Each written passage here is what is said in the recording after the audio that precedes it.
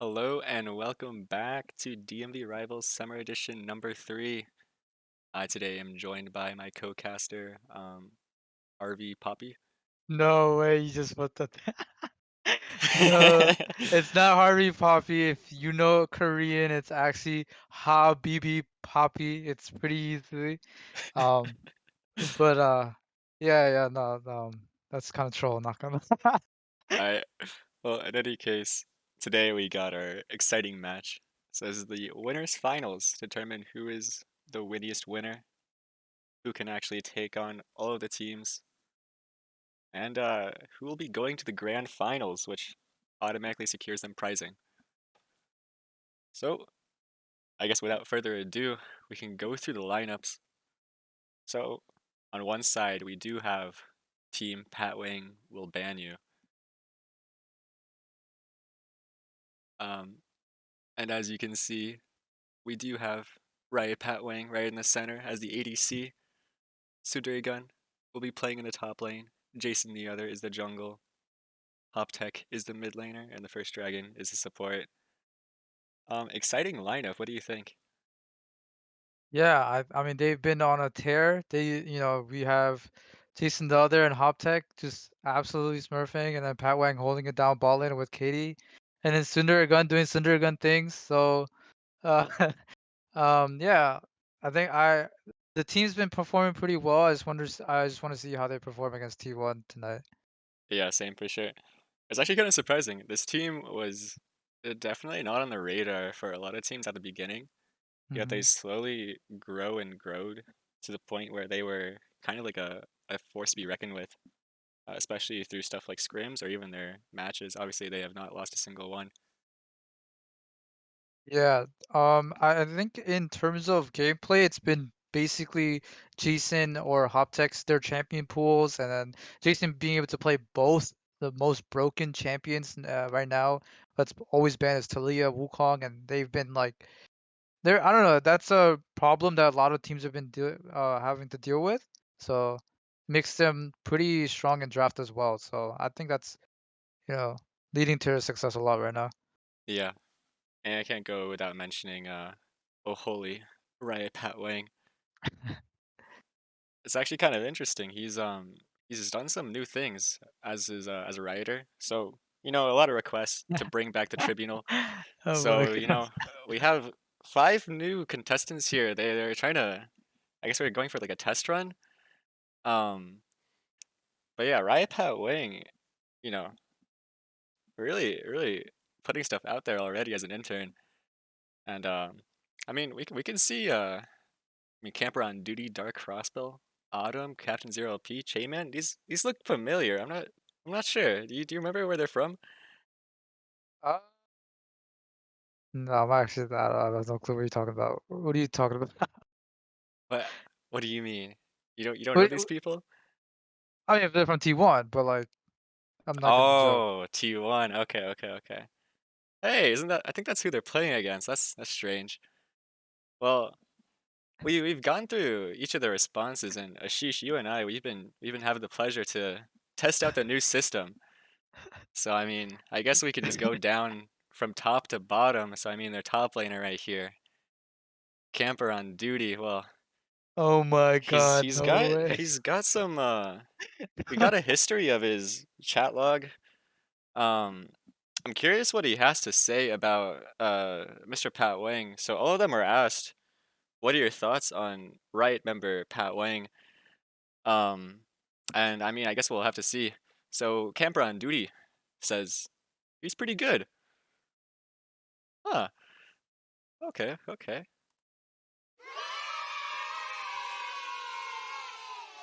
Gets plus 10 credit points. All right. And now, next on the list, we got the jungler on T1, Dark Crossbow. I wonder what could be here. So, what do you think? Do you think it's gonna be a good or bad response? Oh, it's gotta be good. He's in love with Pat Wang. Oh yeah, we'll see. All right, well, What?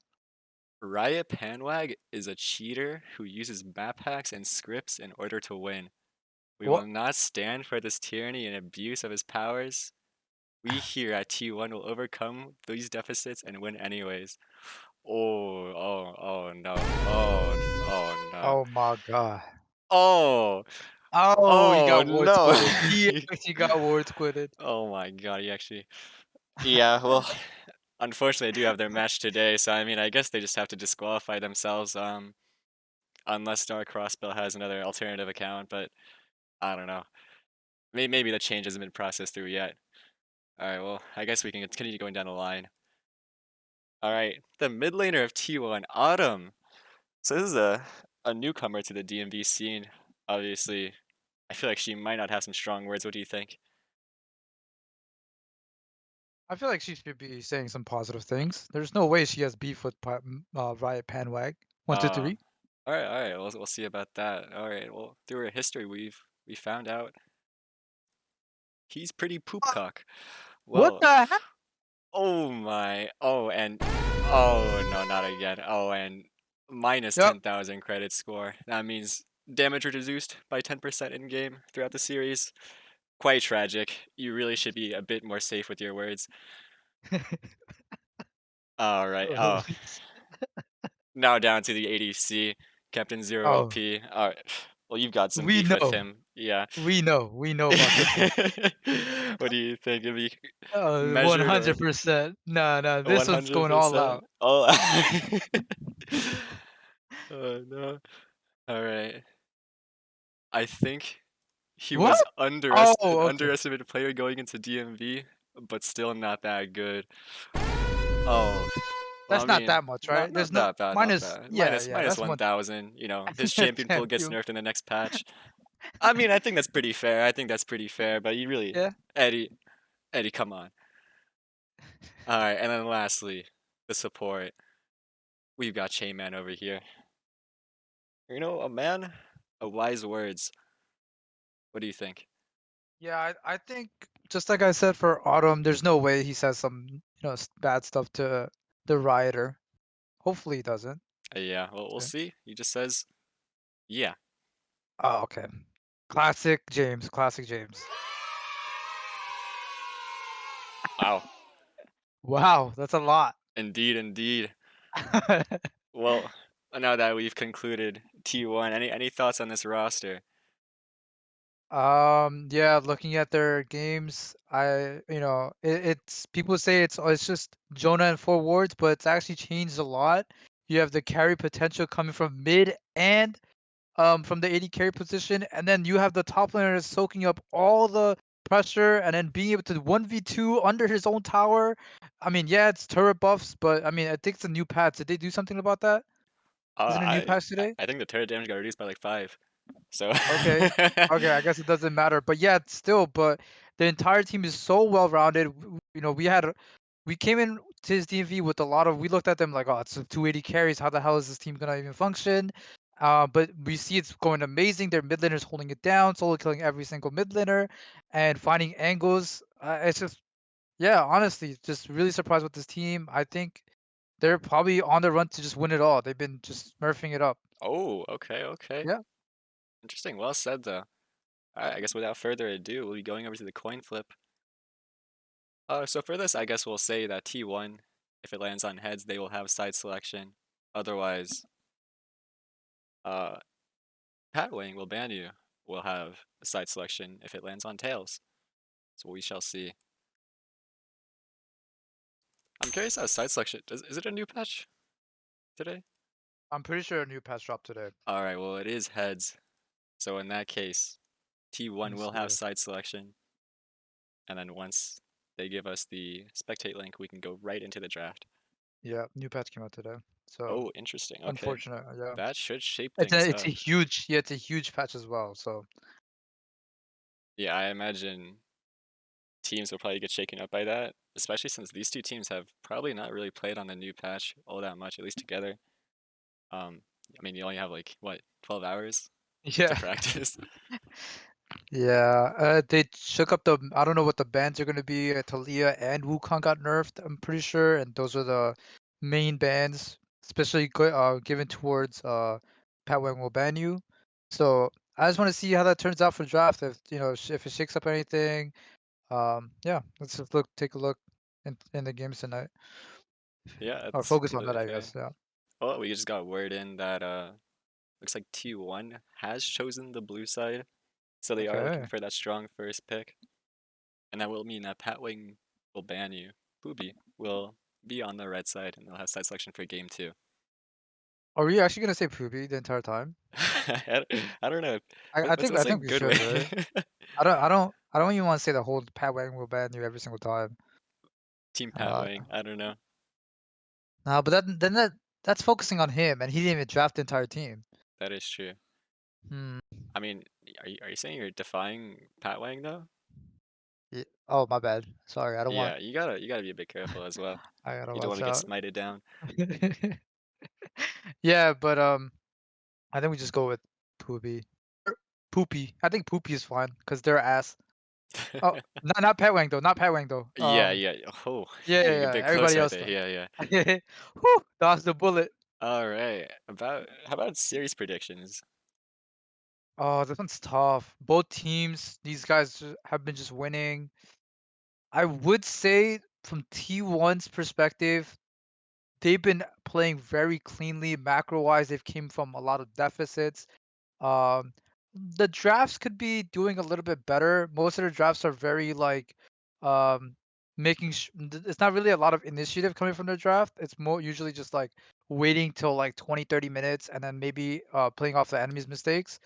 Mhm. Um, but yeah, I think their macro in general is very like it's really good compared to what I've seen from Poopy's side. But but yeah, and we need from Poopy that based off their wins, it just looks like Jason and or Jason the other and Hoptech just find angles just from those two themselves and then win off that. And it's usually just Riot Panwag 1 2 3 just chilling down up outside playing some scaling pick that's spikes mid game, usually Ezreal and just scales, and then they don't really do anything 2v2. So that's why for me, based off all the stuff I said, I think T1 will take the series 2-1 or Oh 2 I mean my. yeah, 2-1. I'll say 2-1, yeah. What about you? Oh, your social credit score may have just Patwing credit I score did may say have just poopy. gone down. Oh wait, you said PWBY? Now I did say poopy. So, I don't know, 2-1. yeah. I think I gotta go 2-0 to PWBY. You know, they got What? Pat Wang. I'm Oh. definitely not due to other reasons. You know, it's just yeah. But I mean, there's a case where I think maybe they do go 1-2. But in any case, our draft started. All right, so quickly through this, we do have looks like pretty similar Wow. bans. We got the Poppy commonly banned against the Gun, the Yumi against the first Dragon, and Talia, I guess, targeting and pinching that jungle pool. On the other side, we have Senna, still a strong ADC on this patch, although they nerfed the fasting side of it and they buffed Yeah. the actual farming. You can talk more about that in a bit. And then Graves and Wukong obviously targeted towards Dark Crossbow. What are your thoughts on this Karma first pick? Uh I know T1 can flex it between their support and mid, so it doesn't give away, it doesn't reveal too much, and it also takes away um from. I mean, it's an overall strong pick bot side. It's a flex pick, so I think that's the reason why they picked it so early. But we see it as a response to pick Lilia, and I know she's a flex pick right now between Jason and Sundari. So it makes sense to just flex that pick, and then Ezreal, as we've seen, Pat Wang has just been comforting Ezreal. He looks good on it, but doesn't really do anything. And then really surprised on the Zeri. I have not seen Zeri at all. The buffs, she got buffs this patch. Um, I don't know if they were too crazy. They did remove her slow on her auto. And then Kha'Zix, okay, this one. So far, the composition is very weird. Doesn't really do the same thing. Karma, Zeri, I've never really seen this combination being pulled together. Yeah, And I've then got to as a agree. yeah, and then we see Echo locked in. The comfort pick for the one trick. Well, was the one trick. Hop Tech. I don't think he's the one trick, by the way. I actually think he's opened his champion pool a lot. He can play multiple different types of champions, different styles. So yeah, but yeah, he's picking his most comfortable champion in Echo. And then we see Volibear ban, and then NASA's ban. in response. I'm not sure about the Nasus ban. What is that? I think that's targeted towards Sundari Gun, so oftentimes, at least you would Oh yeah, last yeah, pick the yeah. Nasus, and if it was like a good matchup, and I guess Camper on Duty often does play either those tank matchups or those low econ resource top laners.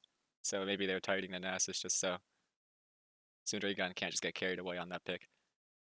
Yeah, interesting discussion though you had. So Zeri obviously completely changed. So her damage got buffed, her mobility got nerfed, and then her CC also got nerfed. So they're basically making her into more of like a hyperscaler from what it sounds like. I'm curious if she still goes the Triforce build. Yeah, Yeah. I mean, something about crit also got reduced with her interactions with her E, I think. So she's less mobile or something like that. I don't know if she's strong this patch. I'm gonna be honest with all the matchups. She wasn't even that great into Ezreal in the past. Ezreal was usually picked against her. So I don't know. The counter pick doesn't seem that great. And then into the Lilia. Um, so far, I'm gonna give it to you, Poopy side in terms of draft. There've been the Sona, Ezreal scales up really hard, is able to deal with what T1's bringing out in terms of picks. Um, their comp does not seem synergistic at all right now. There's no central theme from what I'm seeing. Kha'Zix wants to do something else, and then you have Zeri and Karma. I mean, the shields help Zeri to get movement speed and get closer in the fights, but she already gets that from Overheal and even stealing it from Sona and Echo. And then Gnar pickup here. I don't know. I mean, from Poopy's side, they're hiding this jungle flex pick very well. Whether or not this is interesting. Lilia top or Lilia jungle. And it's All right. Seraphine. I have what So the yeah, you fuck is do this? have the Karma and Seraphine, so obviously that is buffing up those carries inside of Dark Crossbell and Captain Zero LP. Mm-hmm. But yeah, I think on one note, the Kha'Zix, even though it does sound kind of one of these like solo queue, I'm just gonna do my own thing carry Mm-hmm. junglers. I think Crossbell he goes a particular build that goes bruiser in a way. Oh. And so when you have these champions like Seraphine and Karma, there might be a chance where maybe you can just jump in and then, do your own thing, survive, and try to scale up. But on the other side, this is a very interesting flex pick. So they had the Lilia and they shifted now into the top side. And now they're picking the Hecarim, which I presume is for Jason. And you already have the speed buff with the Sona. So I like the pick. Yeah, their team is relatively tanky. I just don't like the Kha'Zix pick so early on because now you have this really bulky team with Lilia's, her HP, and then you have Hecarim, Echo. It's really hard to kill these champions. Even Ezreal, once he gets his frozen heart, or once he gets some sort of HP, like I know some Ezreals even can build that stance if they really want to. I'm not sure if that's a good idea, but people I've seen people do that, like the old Ezreal builds. But and then you have Sona on top of that, just keeping people even with the shields and they reducing damage. I really don't know what this cast is gonna do this entire game. And then yet like he has support from Seraphine and Karma, but how is he gonna get in there, right? He's gonna get swatted right out with all the defensive abilities coming from Poopy's side. And then the Gnar Zeri combo or Gnar like they do have AoE outside of the Kazakhs, but it's just I don't know. It seems like it's a very slow fight. They have to play the fight. They have to play the fight very long with the stacking up the Gnar rage bar and then Zeri. When she ultis, she has to, she's gonna get movement speed from her Qs or landing her Qs. So they win the long fight, but I'm not sure how they're gonna do that against a hacker that's just charging in, Echo finding angles, and then Lilia finding a 5-man sleep or some bullshit, or like just sleep and picks and stuff. So I don't know. It's gonna be from right now, from just straight from draft. Poopy is definitely looking like they're gonna win the first game. Personally. Yeah, interesting. I think I have to agree just because of Kha'Zix being the champion that he is. And Hmm. also, I guess, I mean, as you mentioned, T1, they kind of have to play the long fight. A lot of these champions, like Gnar, for example, you mentioned, need to fill up and get that rage up to Mega Gnar, where he can actually use his ult. On the same side, Zeri. In this case, I'm curious. Maybe the damage buffs are just enough that propel her forward to suddenly being strong in the early game or mid game. But yeah, her ult, her movement speed got nerfed. You have to use it. The AoE is a lot more important this time.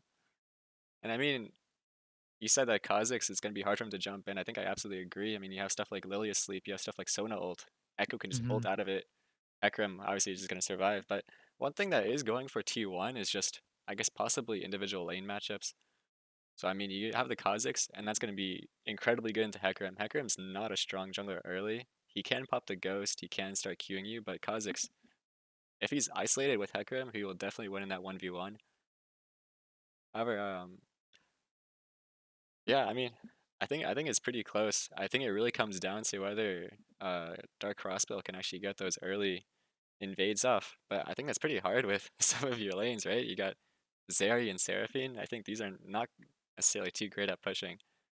Yeah, definitely early on. I do think Zeri Seraphine early on matchup is not as bad. But is this gonna be a Seraphine mid, by the way? Didn't Yeah, I Autumn think it pull this is. out? Yeah, I think Okay, it okay. is. So if it's Zeri Karma, I think he does get a pushing lane. Because Karma can just instantly, with her Q, and then Zeri just keeps spamming her Q, and then she gets to push a little bit faster than Ezreal. So I mean, from what we've seen historically from Pat Wang, is that he just tries to keep the a wave near his tower and just farm up with his Q, start tier level 1, and just scale up mid game, and he gets his 2 items by 20 minutes, or a spike. Yeah, I mean, wait, is she talking audio? All right, anyways, with the conclusion of that, we'll Fuck be Keisha, fuck going Keisha, over fuck. to the first interview. We actually have a pre-recorded message from both of the Oh. captains. Excited.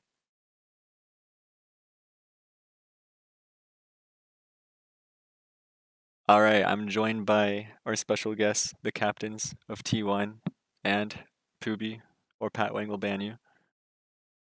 So Camper on duty and Hop Tech, please welcome yourselves. Yo, I'm Camper, captain Hello. of T1. Okay. Hello, I'm Hoptech, captain of PWBY. All right, nice, nice. All right, well, since you guys are captains and you have a lot of responsibility, also means you have to make some pretty difficult decisions. So I have some questions for you too, and this will basically show whether you are, worthy of guiding your team. All right, so question number one: do you put milk before the cereal, or cereal before the milk? But cereal before the milk. Same here. Okay, okay, we got some unison here. All right, second question: pineapple on pizza. Yes. I'm fine with it. Oh, these two are identical. All right. Third question: is Habibi Papi a good ADC? Yes. He's pretty good. Yeah, you guys can say the exact same thing. All I right. No. mean, These are pretty. you want me to say something controversial? I want to see like this guy sucks. This guy I fucking mean, do you believe blows. that? Yeah, my genuine opinion is that he's good. Okay, okay. All right. Well, since both of you guys think he's good, I wonder if your rest of your teammates think the same way. In any case, now to more Wow. some related topics. All right, so both of you are facing off each other. This will be going into game one. Now, since we'll start with T1, Aaron, camper on duty. What do you Yeah. think are the strengths of your team, and what do you think is the reason you'll take it all here? We have different two main ways to play, but it's just there's many ways to play with our team. It's very flexible, and we could play through basically all the lanes, I think. Okay, And our okay. jungle's very strong, so yeah. All right, and Hoptech, what about you? What are the strengths of your team? I think we have good communication skills. None of us really tilt that much, even when nothing's going our way. I believe in our ability to come back from things if we're in a deficit, and also close out games if we're ahead. So, I think we're a strong team. Okay, okay. And finally, all right, camper. Why do you think Hoptech's team's bad? Any Why do I particular think it's members? bad? Um, yeah, Yeah? the mid Yeah. laners. Mine will Oh, gap him. okay, okay. Alright, Hoptech, any response? And secondly, why is Camper on Duty's team bad? I mean, their team kind of depends on. I guess it doesn't depend on him, but it does kind of depends on Captain Zero LP. So if that guy does bad, your team does bad. If that guy does good, your team does good. So it's basically a coin flip on whether he does good or bad. Interesting. You don't think Crossbell's anything? Any particular mention I there? think he's good, but he's not good enough to carry his top side of the map. Whew, okay. Okay. Alright, well, that'll conclude the interview game 1. Good luck to you too. Thank you.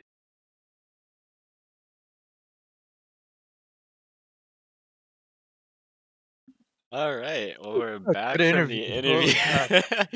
we learned a few things. So one of them was apparently, according to Hoptech and Camper on Duty, they think Ashish is good. Teacher in the chat seems to think otherwise. Another Yeah, we thing. don't listen to him. We don't listen to that guy. That guy is a not. Is his team doing that hot right now? Or aren't they losing the Yeah, we're bracket? doing really hot actually. I'm right here, by the way. Okay. Yeah, you Uh, better Whatever, bro. Oh, another Uh, case. Camper thought that Autumn will just completely gap Hoptech. What are your thoughts on that? Honestly, it's a pretty even matchup. But we can see that he got his comfort champion. So I want to see how, I don't think surfing is Autumn's like known. It's not the champion she's known for. So I want to see how Hoptech plays this matchup. Even though this matchup seems like it's gonna be the most boring, just surfing pushing. But I think she's a weak laner from what I've heard. She can't really contest the wave as much, and I think Echo might even have the advantage in this matchup, possibly with the all in potential. Yeah. So essentially, Seraphine obviously can't do that much. She just throws Qs and Es occasionally, Hmm. W's herself in case the enemy goes in. Echo also, however, a pretty weak laner. Mostly wants to scale, just presses Q on the wave, CS's until he reaches first item, and yeah, from there, that's when he becomes more of a threat. And obviously, late game Hacker and late game Seraphine, both of them are very potent. Yeah, not the most exciting though. So, I mean, the other comment, right, was Optech was like, all right, it all depends on whether Captain Zero LP, whether he lands heads or tails, um, whether he's a coin flip player. So I guess we'll see it Yo, we on did this that one. last time. We actually did the coin flip last time, and I actually landed that Hoptech was gonna not Hoptech. Eddie was gonna Smurf, and he actually ended up Smurfing. So it's true to the coin, man. I'm not even capping. On this But case, yeah, no, I do think the his rune choice or the summoner spells choice is smart with the cleanse helping against Lilia ulti and then even the Hecarim, and obviously if he does get hit by Echo W, it just works out. The summoner spell choice is really smart. I do think they're gonna win this early game of the matchup, as just Sona doesn't really do too much. That's what we typically been seeing from Pat Wang for the rest of the tournament so far. yeah, But interesting. I mean, there's yeah, Andrew in the chat posted the stat that apparently Zeri right now has 50% win rate. Do you know about this? I have again the patch just came out, so it's probably low sample size. Uh, And then even then, it depends on the matchup. You can't just like, oh yeah, she's just good right now. I think she probably has some good matchups into like maybe some of the meta 80 carries. I don't know. I do think like this matchup is not too bad for her. And Eddie can get an advantage. Just like what we see, they already got bot shove already. Level 2 first. But I just want to see how this turns out in mid game yeah. for them. So right now we do have both junglers already full clearing from bot side to top side on the side of PWBY, and from top side to bot side on the side of T1. Obviously Hecarim is going a bit faster just because Nathan's a champion. Crossbow is still stuck on those raptors while Jason the others already on their red buff, so I mean, it's gonna be accelerated. But yeah, it looks as though Dark Crossbow wants to hover over on his bot side. He knows that Eddie right now is a win condition for their team. Meanwhile on the top side, Sundre Gun could be more of a win condition for the side of PWBY, and also it might just be the fact that Ezreal and Sona are a relatively safe lane. Can't really get much on them. Yeah. It looks like the Kazakh is gonna use that prio. And that they got from bot side, and then probably just gonna get the crab. Opposite side gets the crab right now. Yeah, looks like it. I think this is somewhat favoring Jason the other though, so as we mentioned earlier, Dark Crossbow wants to get those invades off. It looks like he's just full clearing. It will be equal on CS, but Jason the other already has taken the crab. Dark Crossbow hasn't even started on his side, and Jason the other, just as the nature of the champion, is going to go back to his Gromp right here, probably full clear again. You're going back to this meta where potentially it's just full clear into full clear, base into full clear, base into full clear, and maybe look for a gank with Ghost. Oh yeah, I just remembered. Series W crits now apparently. So Yeah, is that like by the same crit as usual, like 175%? Or that was never. I don't think her W was ever able to crit. So yeah, I think. Oh, good damage coming from Pat Wang. Every HP matters right now, especially since Sona and Ezreal can just poke, and then on top of that get some sustain from Sona. I think she heals, right? I'm pretty sure she heals. I swear that champion to heal does nothing though, not as much. oh, thank you, members of chat. I may have forgotten about that. Oh, And forgot about meanwhile, in what the happened. top lane, Tsundere Gun is looking for a Soul Kill on Kemper on duty. Kemper on duty flashes away, but Tsundere Gun barely misses on the Q. It looked as though if he got that Q auto off, he would have actually secured the kill, but Kemper on duty. Nice flash early. I think the fleet footwork also may have saved him. But look at Crossbow. He's hovering on Tsundere Gun. Tsundere Gun has no flash. It looks like this will just be an easy pickup, and Dark Crossbow is actually getting evaded. Tsundere Gun could be looking to juke, but no, that is just the Q auto, and Dark Crossbow, a nice first blood. Yeah, I mean it's good. This is all leading up to what they want, which is having the Calyx be a threat and finding picks in the enemy jungle eventually, or just finding picks in general. But I like how Pat Wang is playing this lane, finding a Shift lot of forward. poke, a lot of damage, stacking up the tier. Is gonna hit his spike a lot sooner. He always does this. I don't personally think. I think it's a very greedy option, pretty much saying he's better. But in this lane, it makes sense. Well, that is at least better than starting without items at all. Yeah. um. Now we see a ping coming down bot lane to dive, coming from a dive. With Yeah, but Echo, if you look Echo's at gonna this, bust Dark over. Crossbow will be I don't going know. down to his This Krugs goes pretty well. soon. Hoptech will be going for the play anyways. He's just looking for a bit of poke. And probably was returned back to mid lane right afterwards. Mm-hmm. Meanwhile, both junglers, Jason the other, doesn't actually have any camps to clear. He cleared them so fast that he might actually be looking for something around here. Maybe the dragon. Or he could be looking mid. Actually, Lilia's Tsundere coming Gun, down. yeah, Tsundere Gun is in the mid lane, What so the fuck? this could be an early Cloud Dragon. Interesting. It looks as though they just shifted, when Hoptech shifted down, Tsundere Gun decided to shift back into the mid lane just so no CS was leech. And then when Hoptech came back mid, Tsundere Gun rotates back top, now collects the wave up there. So, I mean, making himself a bit stronger in that case, and good use of movement.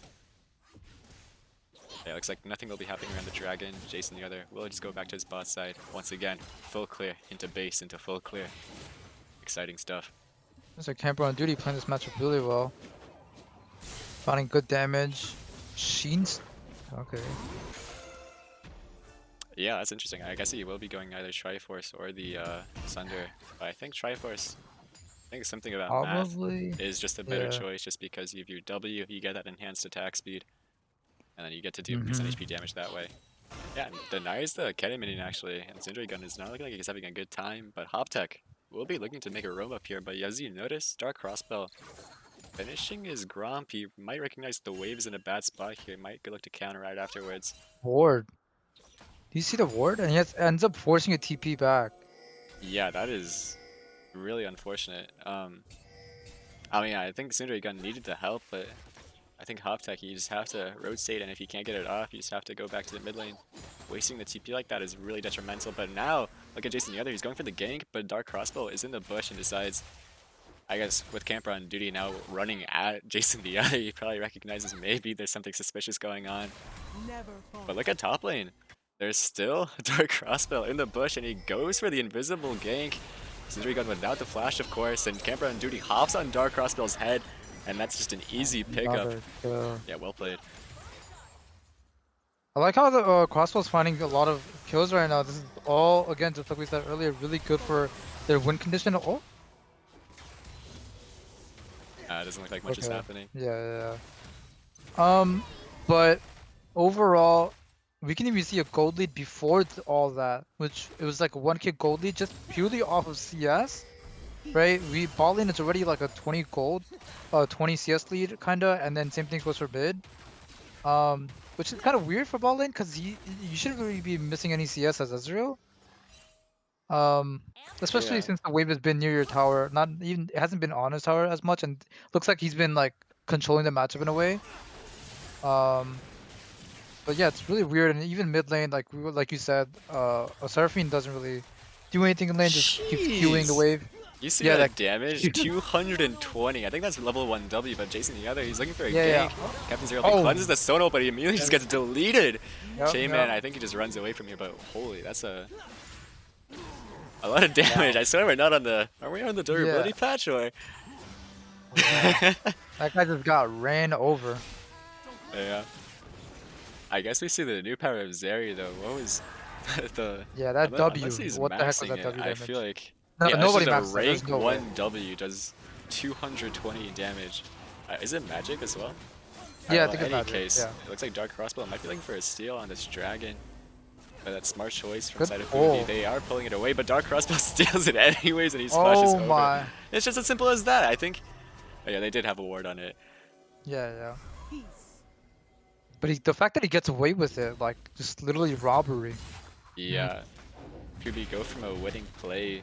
Now they lose the dragon. It might be an all in the top side. Camper on duty, unfortunately, does not actually hit Sundari Gun into the wall, stunning him, but yeah, he will just run out of there. Good try though. Meanwhile, mid lane, looks like it is just some nice relaxing farming. Autumn is actually having some insane CSD alongside Captain Zero LP. Both of them are reaching around 10 per minute. Even top lane. Yeah. I mean, obviously they got the 2 kills on Lilia, Whoa, but that is a shift 4 from Riot Pat Wang. he should get punished here. Yeah, good HP. I ended up actually talking with Hoptech before the game yesterday, and he mentioned how a lot of his friends have been messaging him about Riot Pat Wang shifting forward, almost being iconic at this point. He does take these very aggressive shifts. In some cases, might end up losing a fight over it, but yeah, you saw it in that case. That confidence can either, be in your favor where you just outplay the opponent, you have that mental edge. In other cases, you can see both Captain Zero LP and Shayman just instantly responded. Tether goes through, Captain Zero LP auto-attacking him down, but yeah, we will see a pause right here. Yeah, I just want to really focus on the composition again from red side. Noticing that they, going tier items on Sona, Ezreal, and Lilia, it just gives me a vibe that like, they're gonna eventually spike mid game, and their mid game like is insane, right? They get their items, they get their mythics, and then you have Hecarim, Lilia just running forward, getting a bunch of booming speed, even Echo, and then just running over whatever whatever blue side has, and yeah, I mean, even if they have shields and stuff, I think they're just gonna end up getting bursted down, just like what you saw earlier with Eddie or Captain Zero LP. So yeah, I don't know. I'm actually kind of scared mid game once it's like 20, 21, like 25 minutes. I'm trying to see how that ends up. Yeah, Uh, once they end up feeling. I mean, even though they do have those tier items, I do think T1 is doing quite well. I mean, Autumn and Captain Zero LP, those are they're playing Seraphine and Zeri, both incredibly strong scaling champions. Unless Zeri may have got changed in that way. I believe she's still known as that, run into the late game team fight and just evade every single skill shot possible. So, I mean, T1 is doing quite nicely in the early game. Dark Crossbow is getting those 2 kills despite Jason the other power farming and power farming. So I mean, really nice looks there. But I think that they're gonna be able to deal with the Kha'Zix, right? Just by marking him, like, hey, if we don't know where Kha'Zix is yet, so let's just we need to get full information on Kha'Zix, getting some wards in. on flanks, and we know Katie, her vision, or the first dragon, her vision has always been absolutely elite. She's one of the best ward. I think historically her wards have been always not what's the word, influential, not influential. I think it's Like like the most basically, impactful, or yeah, most impactful. She's always had some really good ward placement in past DMVs, and I think that's never been something that she lost. I think it's always been consistent with her. So if she can mark, not just her, it's a team, entire team effort. If she can mark where Crossbow is and find any flanks or any TPs like that, I think their team plays their, I guess, the entire game is gonna look really good for them. Holy shit, I can't speak English today. you're good. But yeah, it Holy is the shit. vision game going on here, Yeah, and yeah, yeah. yeah, the stuff like Kha'Zix, if you don't have sight on him, then obviously can be a force to be reckoned with. But yeah, it's not like he has that permanent invis anymore. It's not like he can just go from bush to bush, being completely unspotted. If you do spot him out, I mean, was he gonna just jump on 5 people? I mean, he could try, I guess, maybe with the Seraphine ult, but Yeah. we'll have to But see. yeah, and usually it's gonna be a solo mission, so you can't even get like McHills for him or something like that to deal with some CC that he might have to end up dealing with, or like I don't know, I don't think he's gonna go for the QSS. Um, so it's usually just gonna be him going in with the solo mission or just following up with a Gnar or maybe Sephiroth ulti. But again, we talked about this earlier, but they really need to rely on the long fight. If they can stall out some cooldowns, if maybe Jason messes up an ulti or they blow up when they're even like Lilia using her ulti very early and not getting too much value on it, that's really good for the side of T1. They can utilize that missing cooldown or that lost cooldown and then be more confident in the fight in terms of positioning.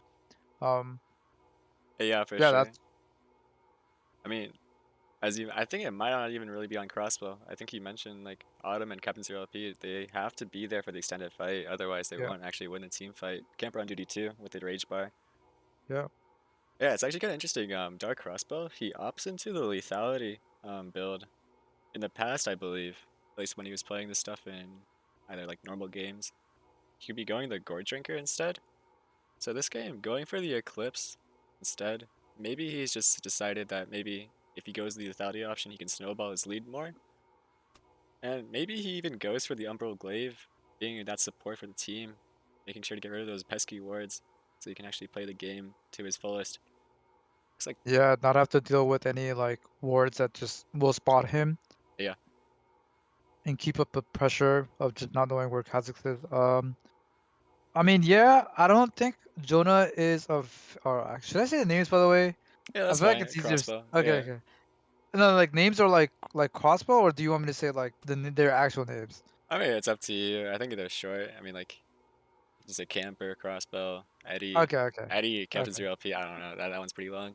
Yeah, Go for whatever you'd like. yeah, but like I think historically he has, well, not historically, but like whenever I played with him, he doesn't like Umbo Glaive as much. He likes being a just getting more damage, not being as useful in terms of utility wise. So I don't know what he would go for second. I don't know what the typical item is for Kha'Zix second, other than maybe Umbral Glaive, just like what you mentioned. Let me take a look Yeah, it could be a actually. Yomu's. I'm not sure. I guess That we'll see if too. he goes for either the more He does like supportive Yumus. build or the more, I guess, selfish damage dealing I build. think I think it makes more sense to go selfish, Yeah, especially since you have a team comp with a lot of support coming in. Yeah, probably Yomu's. You're right. Probably Yomu's. yeah. What are your thoughts on the state of this? Oh, it looks like it may have frozen a tiny bit, but Crashed. that's just due Yeah, to the yeah, pause. yeah. Hmm. It looks like the state of this bot lane is quite interesting. 105 CS to 94. Howling with that one kill from the gank. Where do you expect it to lead from here? Can you tell me the question again? Or Is like, there a question? what do you expect how the bot lane to go from here? Do you think Uh, Panwag or Patwang has finally found that point where him and the first dragon has scaled up, or I mean, what we've seen from him is that he gets these item leads and then oh, he I'm gonna doesn't really hold it do right anything there. We to do it. have a Oh, Zonal going on to Captain Zero what? LP. Jason the other will be ulting forward, but they're going upon split targets. Captain Zero LP goes down, and Shayman gets taken down by Jason the other, and I guess it ended up working out for them. I thought splitting damage might have, screwed them up, but yeah, in this Yeah, case, nice play. just lane ganked. I feel like there's no way you can actually expect that. It's not like you're like ward the enemy behind the enemy turret. Yeah, at the end of the day, Zeri is technically immobile. Like she needs to find that angle where she can just eat a wall, but she hasn't been able to find that with how overextended she was. So I like how they're very focusing on in terms of that.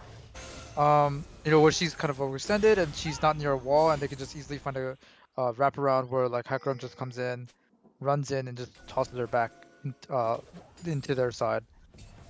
But Yeah. Just like I mean, that, we can kind of see the gold lead has already now swung mhm. back. Previously, it seemed as though T1 just had a roughly got 500 to 1,000 gold lead, but now with those ganks and coordination, it looks like PWBY gang, not PWBY gang, it's an old team actually. PWBY has come back into the race. Also, one thing I want to ask with the Kazakhs build and him being a 2-0 right now, I've seen a lot of Kazakhs in the past going, what do you call it, Prowler's Claw? I haven't seen too much Eclipse. Yeah. What are your thoughts of that? I mean, Eclipse offers you the shield and the lifesteal, so you're a bit more durable than others. But yeah, the other Kazakhs that goes Prowlers, that one is definitely just the I want to assassinate this target right now, get the amplified damage on that one single target. And I mean, it offers you a lot of lethality. But in this case, the Eclipse, I guess, might be also something related to the new patch where it has the max percent HP damage, and I mean, flat lethality did get nerfed. So it could just be another option. But meanwhile, top lane, Dark Crossbow going for a gank up Sindre gun. Even though he does have flash, I don't think he's getting out of this one. And once again, third gank. But meanwhile, TP bot lane, Hoptech goes for a flank TP onto Chainman. Chainman no flash now, and that's a huge Ezreal coming from Riot Pat Wang. And Captain Zero LP is looking to extend the fight. He does have the ult available. Looks like not much will actually happen. A flash forward from the first dragon, but instantly cleansed, and he's still running away. Yeah, that was, the shield like bow Captain coming in. Jack, holy moly. Oh, Powing goes for the flash, but barely out of reach as Captain Zero LP runs away. Jeez, that's a very close encounter towards the end right there. But yeah, nice to see aggressiveness coming in, and that might not be over yet. Powing just shifts forward, outplays, spots his eyes onto Captain Zero LP, and that will be the kill. And meanwhile, mid lane, the action does not stop. Sindre Gun flashes forward, gets the sleep. What the fuck? But he's not doing damage. And these two supports right here are actually taking down the deer, and that actually will be it. Jason the other now wants his part into the global fight. Dark Crossbow getting hit by Hoptech. Jason the other surviving, and hopefully, maybe that will be it. We flipped a coin today. Did anybody flip a coin for Eddie? We did that last time. Well, Pat Wang is running his number right now. He always does this, right? He doesn't do shit in lane, and then he gets like 2 kills off of like some skirmish, and then the mid game he's like eating forward, and I don't know. That's what Pat Wang has been doing.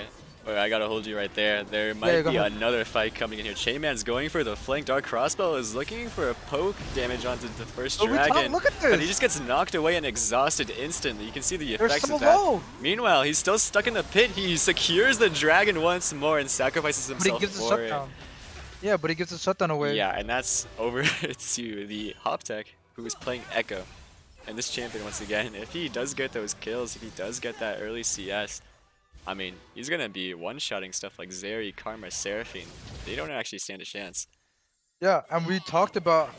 You just saw exactly what happens with this Kazakhs pick. He just gets insta-exhausted, and then he gets washed away. The fight does not end. Hoptech is waiting in wait. Captain Zero LP jumps over the wall, but Hoptech actually is just waiting over it, and now 0-4, bro. We have bot lane 0-4, and then top lane 0-4 as well from Sundergun. He's playing so well too. Okay, Kemper on duty going for a solo kill, but the team is there. First dragon, just an easy Sonal for that, and he's actually doing a lot of damage. But Riot Pat Wang will secure that kill. Looks like T1 will look for a consolation prize, going for that mid-tier 1 turret. Yeah, as you were saying about the Kazakhs though. Yeah, nothing happens. He goes in. It's very difficult for him to team fight. He has no follow-up unless it's Gnar engaging. But if Gnar is stuck in the side lane and just pushing with the Trinity Force and he gets picked like that, it's just I don't know. It just looks like nobody's on the same page together, and they're just kind of relying on Crossbow finding these smites on Dragon or steals. I mean, which is not a good win condition at all. I mean, Yeah. if they get to if they get the soul, yeah, I mean, it's good, but it doesn't seem like an actual win. Like it doesn't seem like they actually won and did well anything in the game within the game. I mean, also by the way, that Zeri W, like you're right, like that shit is Jeez. doing kind of damage. Yeah. I mean, if he does steal it twice more, then I mean, I guess that could be a win condition. But Yeah. Hoptech Okay. going for a solo kill, Captain Zero P will just jump away over the wall. That part of Zeri has still stayed the same. But I will say, I I'm love kind how of bloody. confused though. What's up? What's up? Now I'm kind of confused on why Zeri's by himself bot lane when he's gonna get absolutely blasted like that by Echo, who he knows is gonna be bot side. Yeah, I it mean, looks like they it's quickly adapted there. probably safer for Autumn just to go bot and push the wave out, and then just like move mid or something like that. Yeah, Like I just have the completely wave agree. and just move mid. And like I know it's probably unsafe for Seraphine to walk up and start hitting the tower, but um, I don't know. I'm actually like now I'm really scared for what TU1's comp does because we talked about their issues, and he gave away the Crossbow gave away the shutdown. Okay, a And they're finding fight a pick here. again. Jason the other old Sin, same with Hoptech, but Dark Crossbow, he just slips out of there, he ease away. They could be looking to extend the fight. They have the Ezreal ult and nothing actually lands. They just, I guess, juke out of there. Yeah, nothing actually happens. Yeah, by the way, Dimitri, Meanwhile, can we see wait, he objective just, timer? Oh, oh, yep. Meanwhile, over here, Dark Crossbow actually jumps the wall, but doesn't find anything. Forces out Hoptech's ult. There will be a dragon in 2 minutes, so they're actually not really fighting over anything. Maybe just some vision. Wait, you were talking about earlier how, oh, never mind. The action does not end. Camper on duty. He looks to ult him. Syndrome Gun into the turret, but Syndrome Gun looks to pop the ult. Camper on duty takes a nice little nap. And it looks like that will be it. yeah, nothing. I don't know. I want this Gnar to be moving more to the side lane, or not side lane, to the team fights, pushing the wave, and like looking for more angles with the jungler, maybe getting some more deep vision with the jungler. It seems like Crossbow can't really do much. Not able to utilize all of Kha'Zix's strength, where he's finding picks and he's oh, he missed a cannon, but he just ends up going to like he ends up going to the jungle and not being able to fully go in and finding like war deep vision, which is again that's what Kha'Zix wants to do. That's what an assassin wants to do, and it's just looking throughout the entire the scoreboard. I mean, he was 0-1 top. You know, he has his item, but you know he's doing well in the side lane, but not able to like use his lead that he's gained from lane to influence the map. Yeah, I Now, mean, in fairness, yeah, whenever he is pushing at the top lane, we do see oftentimes either like 2 or 3 people responding from inside of that's true. PWBY. Somebody is drawing the pressure. But we'll have to see him what he It's at does the right wrong times here. though. He's got 20 seconds on the dragon. He doesn't actually have the rage bar filled up. He's still here. So I mean, if PWBY wants to engage, this would be the time. We'll see how they play it out. Both teams are just scrapping for vision right here. This middle bush right here, so vital to the entrance. And it looks like PWBY is just gonna take, but Dark Crossbow doesn't want to give it over. What The the fuck? exhaust just gets baited out, and that means they trade positions now. We'll have to see. Dark Crossbow has to use the ult, so it's gonna be hard for him to It's actually so walk hard in. for him to enter here. Yeah, maybe they're Look at going for it. the Seraphine, maybe they go for the Gnarl. What can they actually do here? But the He's getting dragon. poked out. Yeah, look at this. The thing is, I don't want them to actually. I want them to force the agenda. Narbar filled. He has Yeah, but to he's go in out. here. They're zoning out though. Looks like they will be now walking up to hit the dragon, asking them to invite him over. But Camper on duty only lands a single what? ult. That's a huge Seraphine ult. Lands onto 2. Oh my- Jason the other goes onto the backline, but meanwhile, the sleep goes through. Hoptech in the backline as well, but will be taken down. And the Zeri And then- is just going forward. Takes down Jason the other. Captain Zero P will go for the one-on-one, but that will just be an easy pickup. And sooner again, without the flash, he will just end up walking out of there. Yeah, I mean, just like we talked about the long fight, the missing, like the wasted cooldowns coming in from, I think we saw misused ulti from Hoptech. I'm not sure. Yeah, No, that is just a Syndrome just pickup. dies. But I was actually kind of scared about Crossbow's positioning because he's like front to backing of the Kha'Zix, but You know, the Gnar ulti, also the Gnar ulti, but the Seraphine ulti was insane. Finding like two crucial people. I think I forgot who it was specifically that he caught. And then Zeri, obviously the long extended fight, getting the crit coming in. Um, yeah, I mean this is looking really good for them. And then also the Seraphine proving to be a problem now. Yeah, Her damage is kind of going nuts right now. The Andrew serves. yeah. T1 definitely. I mean, I love the way they just played push and pull right there. They Yeah, played her on the yeah. Gnar bar, so when he was still stacking up, when camper on duty was around 75% chance, they weren't actually pushing the agenda too hard. They were um, waiting out the side of PWBY, making sure they actually can't engage onto them. But once he started reaching the 100%, they started hitting the dragon, making it so that PWBY either has to engage or give up the dragon. They are left with like this impossible decision. And you saw that that setup meant that they can get that Seraphine, get that Gnarl, and everyone grouped up together. Dark Crossbow Dude, actually this guy's just been fucking stealing everything. Holy it just yoinks that. But I do want what do you call PWBY to be looking for more engages, like taking the initiative, using their competition, and not just like being scared to go in. You saw once the dragon started getting low, they were like, oh, what the fuck do we do? We need to do something. And then at that point, it's already too late. Gnar bar is already up, Rage bar is already up, and then it's like the ball's in what do you call T1's court. Oh, Yeah, I think it's just the setup. Like once they saw that Dark Crossbow went in, I think they just fully commit there. They don't have the like the Narbar was at 0 at the beginning of that. yeah. They just didn't use their chance.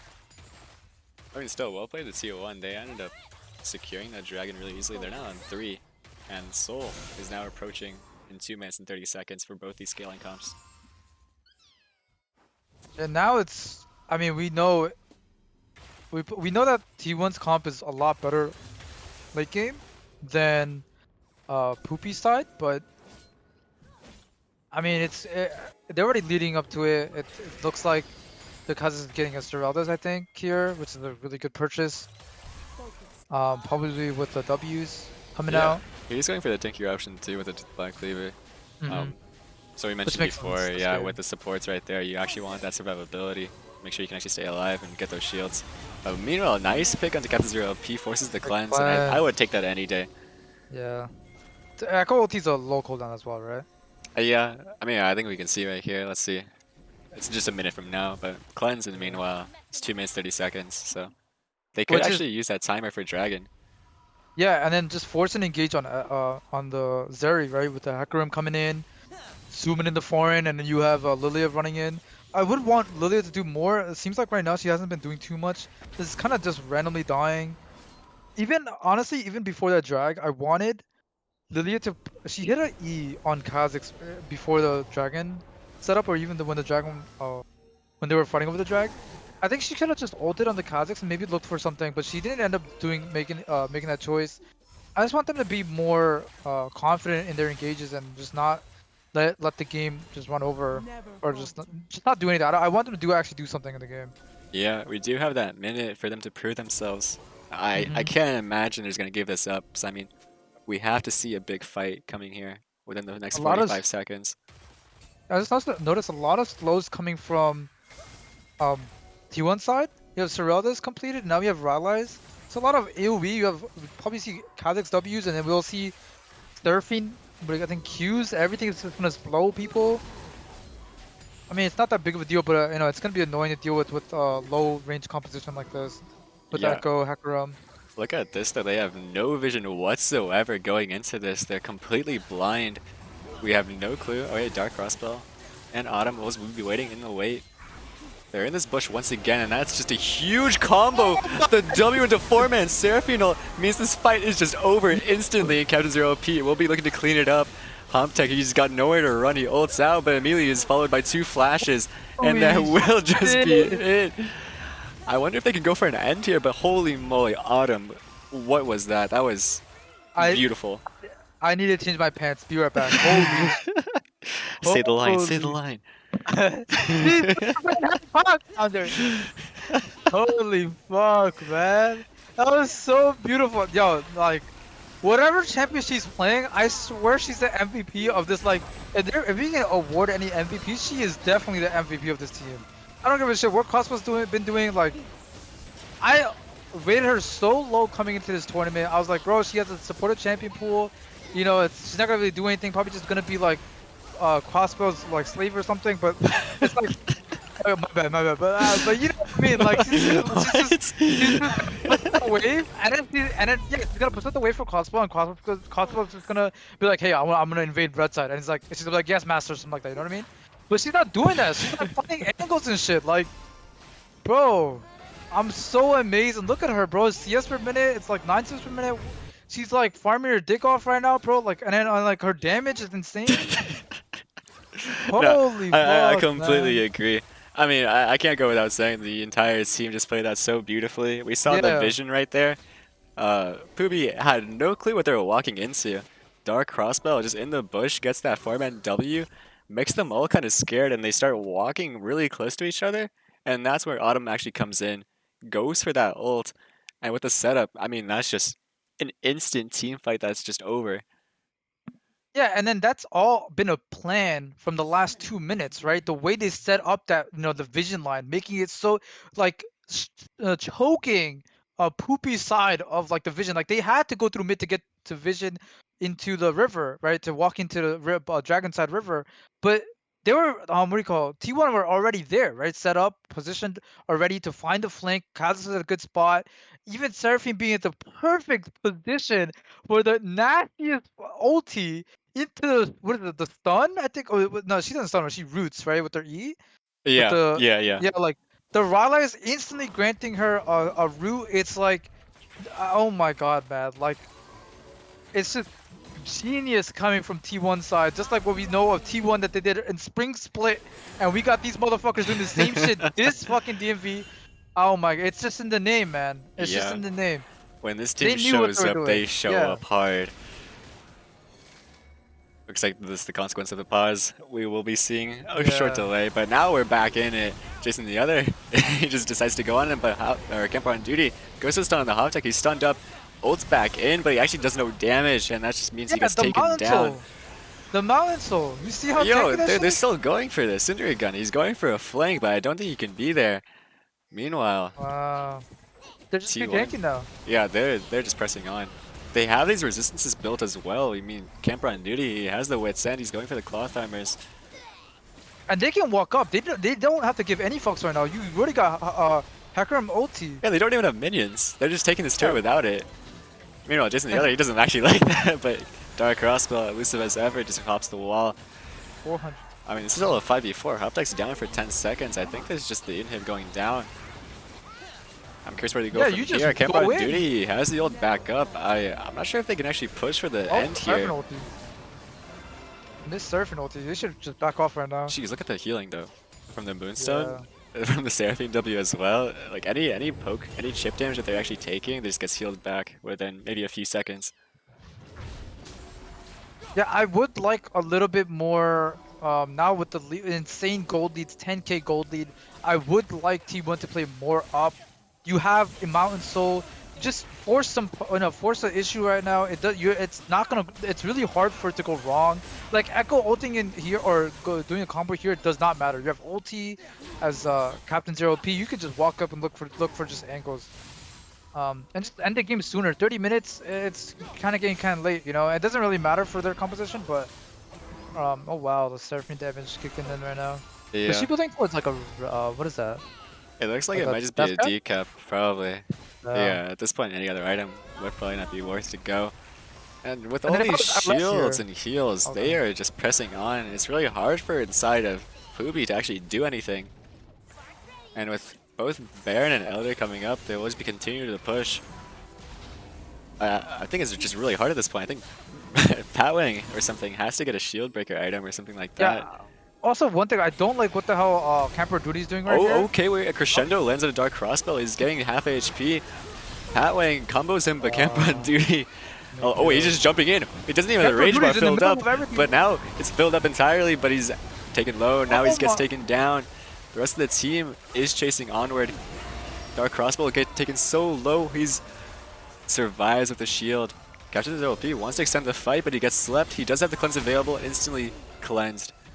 And he's looking to go forward. He ease over, right at Pat Wang, getting Nice. low, flashes forward, but doesn't actually get the kill. The lightning is not enough. Dark Crossbow, he's looking for his another pick. He's taking his chances and he takes him down after an LP. Somehow with the HP, he survives. Oh my god. Look at that HP, by the way. The shield is actually 1,000. Yeah, that was Jesus. a close fight from insane margins. And that will be the second inhib taken down. They can't actually go for the end, just with how long the fight was taken. But I don't like how they're playing this though. Like the way they're closing out this game is not clean at all. Well, the fight, they didn't even need to take their fight. Someone needs to. The best way to probably end this game was just to push out the wave top lane. When I Dark commented on where Crossbow? I don't think he can. Yeah, I mean, he's that's giving. just, He's that's giving. just What what. Oh, you look at your team. He's feeling himself. He's like, I'm 7-1 and 6. You know what? I'm just gonna go for this quick kill right here and E out. But I mean, he just walks into the Echo W. Echo's like, hey, what's up? Ults forward, kills him. Yeah, I don't know about that one, cousin. The dragon's gonna be up soon. It's an Elder Dragon. Is he even up for it? Yeah, he's gonna be up down for it. He's gonna be 4 seconds off the spawn. That might be the chance that red team can actually get back into the game. But we did say at this point in the game, Kha'Zix doesn't do too much. You know, it's really the Seraphine Zeri show. So it's not that big of a problem. If they again just find these Qs, find the Ws with the Zeri. And red team is committed to this. We do have Hoptech TPing in, but look at blue side. They're just going for the end. If they just end the game. Yeah, once again, impossible decision. You go for Elder, we take your base. Oh my god. And look at this. The entirety of PWBY is forced to reset. I love. But wait, look at Hoptech. Look at Hoptech. He has a flank. Flash forward by Sundere Gun. Glad 4-man sleep. This could be it. Jason the other goes into the Hecker ult. They're all getting taken so low, but no kill quite secured yet. And Hoptech with the ult takes down 2. This actually, they're chasing down Autumn. Autumn has that insane shutdown. Can Dark Crossbow end up saving her? Flash out. I don't think he can get away from the deer. And that is 4 kills going over. Dark Crossbow with a reset just quickly gets the kill. We got the mosquito. He's going for more. He's going for more. He's going for more. Oh, he gets the W. He's looking for Pat Wang, but I don't think he can get it. The shield is gone. He uses his E. He doesn't have anything left, but the blast net. He's just all over the place. Hoptech, he can't actually get the kill, but Pat Wang, nice shift forward with that team. And look at this. All of blue side is down. The Elder Dragon, the Baron, it's still up. They could go for both of this. Wait, can they though? Because it's like the death timers are kind of low. I mean, with the Elder, I imagine they just push out mid, right? And they just go straight into Baron. Yeah. This is quite an insane game. That was the biggest throw I've seen. I mean, the macro-wise, it was a smart decision, right? You can't do Elder Dragon because your jungler's dead. So you just force the issue, go mid, and be like, hey, we're just going to end the game. But then, like, the Echo flank was so crucial there. Finding the nastiest stun. You have Sundere Gun deciding to, like, just Hail Mary it. Just look for a 5-man ulti, right? Everybody was fucking sleeping there. Amazing play from him. Force of Nature purchase made him. Yeah, what are those buys, by the way? They're only for the Seraphine, right? But the Zeri Kha'Zix, I feel like that's more what you're worried about, along with Camper on duty. I mean, in any case, they are going for this Baron, and it will probably just be given over. But they trade the inhib bot side though. Yeah, I mean, I'll take that any day. But this actually could be a case where they backdoor. It looks like Sundere Gun is prepping for that, just in case blue side goes for that play. What? First they are just resetting. Jason the other is left on his own. He's looking to stall the game out. I mean, I don't know what's going on here. Yeah, Jason the other is just taken down. Meanwhile, Crossbow's looking for others. Camper on duty barely survives the Elder Drag. But I mean, I understand what they were going for there, right? Sundere Gun, like, if in the case that blue team decides just to deathball at Baron, stop all the resets, then maybe there's a chance that Camper on duty goes for that back door. So he goes for the early TP. But the rest of the team, I'm not quite sure why they did just hop over. I mean, Jason the other, he could just ult over the wall. Yeah, like he did not have to die there. And then if Sona was a little bit positioned a lot better, instead of just being in the worst position possible, then you could just flash over the wall as well. Yeah. Like, I mean, at know. the same time, they were probably pressured with what was going on, probably in comms, right? You're hearing a lot of things, and you have like you're hearing shit going on bot side. Like, oh, what the fuck do we do? So We don't know exactly what's going on. They still Obviously, have the right now. Elder. Hoptech, he's forced to ult away, but that ult does land on the Syndere gun, and he's being taken so low, and that And he's means that dead. Captain Zero P will just take him down. I mean, they can just tank the tower, just fucking hit it. Yeah, and even get with the the inhib. Elder and the Baron, they actually can't do that much with the dead members. They're going for a defense that they can't go for. And that will just be a triple inhib. And the So I triple mean, inhib. Elder plus Baron versus triple inhibs. Which one would you take? But I we're definitely going. would take, yeah. Jeez, Now look the at Captain minions are Zero gonna P. He's pour got like in. 5k HP with those shields. Yeah. Alongside 3 crit Yo, items. 700 fucking damage. What is that W, bro? Yeah, if I'm blue side, wait, oh, Jason the other, you did not want to do that. He eased into them and now he's forced to ult away. But Hoptech, good ult. Sorry, good W lands onto the Autumn. Camper on duty with the 4-man ult, but no one's actually dying. That might give them a chance to hit the Last shot turret. from Ezreal. Inhib respawning. Inhib is Dark bad. Crossbell is Captain Zero P almost as well. And that Everybody's will Oom, just so be they the have to inhib. back. Yeah, the they inhib have just to gone. back. Oh, yeah, what a game though. This game. The first game, you can already see the nerves are making a lot, influencing a lot of decisions. I mean, but even the gold, the influx of gold that they're gonna get from all these inhibs being open, I don't think it's gonna do too much. It's not gonna really bring any item spikes. It's not gonna influence any Oh, damage. Hoptech is looking for a pick. He gets onto Captain Zero P, but he Those doesn't two actually have the fucking damage for tanky, it. man. Yeah, the Titanic Hydra, the the shield though, Mountain Soul, way yeah. too much. But yeah, as you mentioned, all these minions are going into the side of Red Team. It's basically on the side of T1 where they can close this game out. Riot, Patwang, he's getting fished out by Crossbill. The Mosquito is going on him, and that will mean he just dies to camp around duty with the ult. Dude, why the fuck is he so far up? What the hell is he doing? Yeah, I mean, he can just wait out the wave. Alright, we have to see what T1 does now. It's 5-4.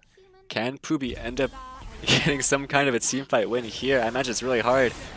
You have to go for his 5-man ults everywhere. Yeah, Hoptech chunked out, Syndere gun chunked out. Man.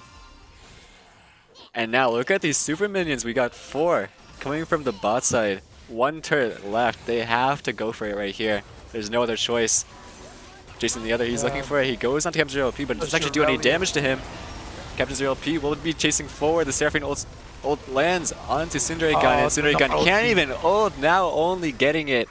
And Captain Zero P, with the movement speed, just outpaces the deer. And that looks like it will be it. Wow. T1 takes game number 1. What a game. Camper just... First game, yeah.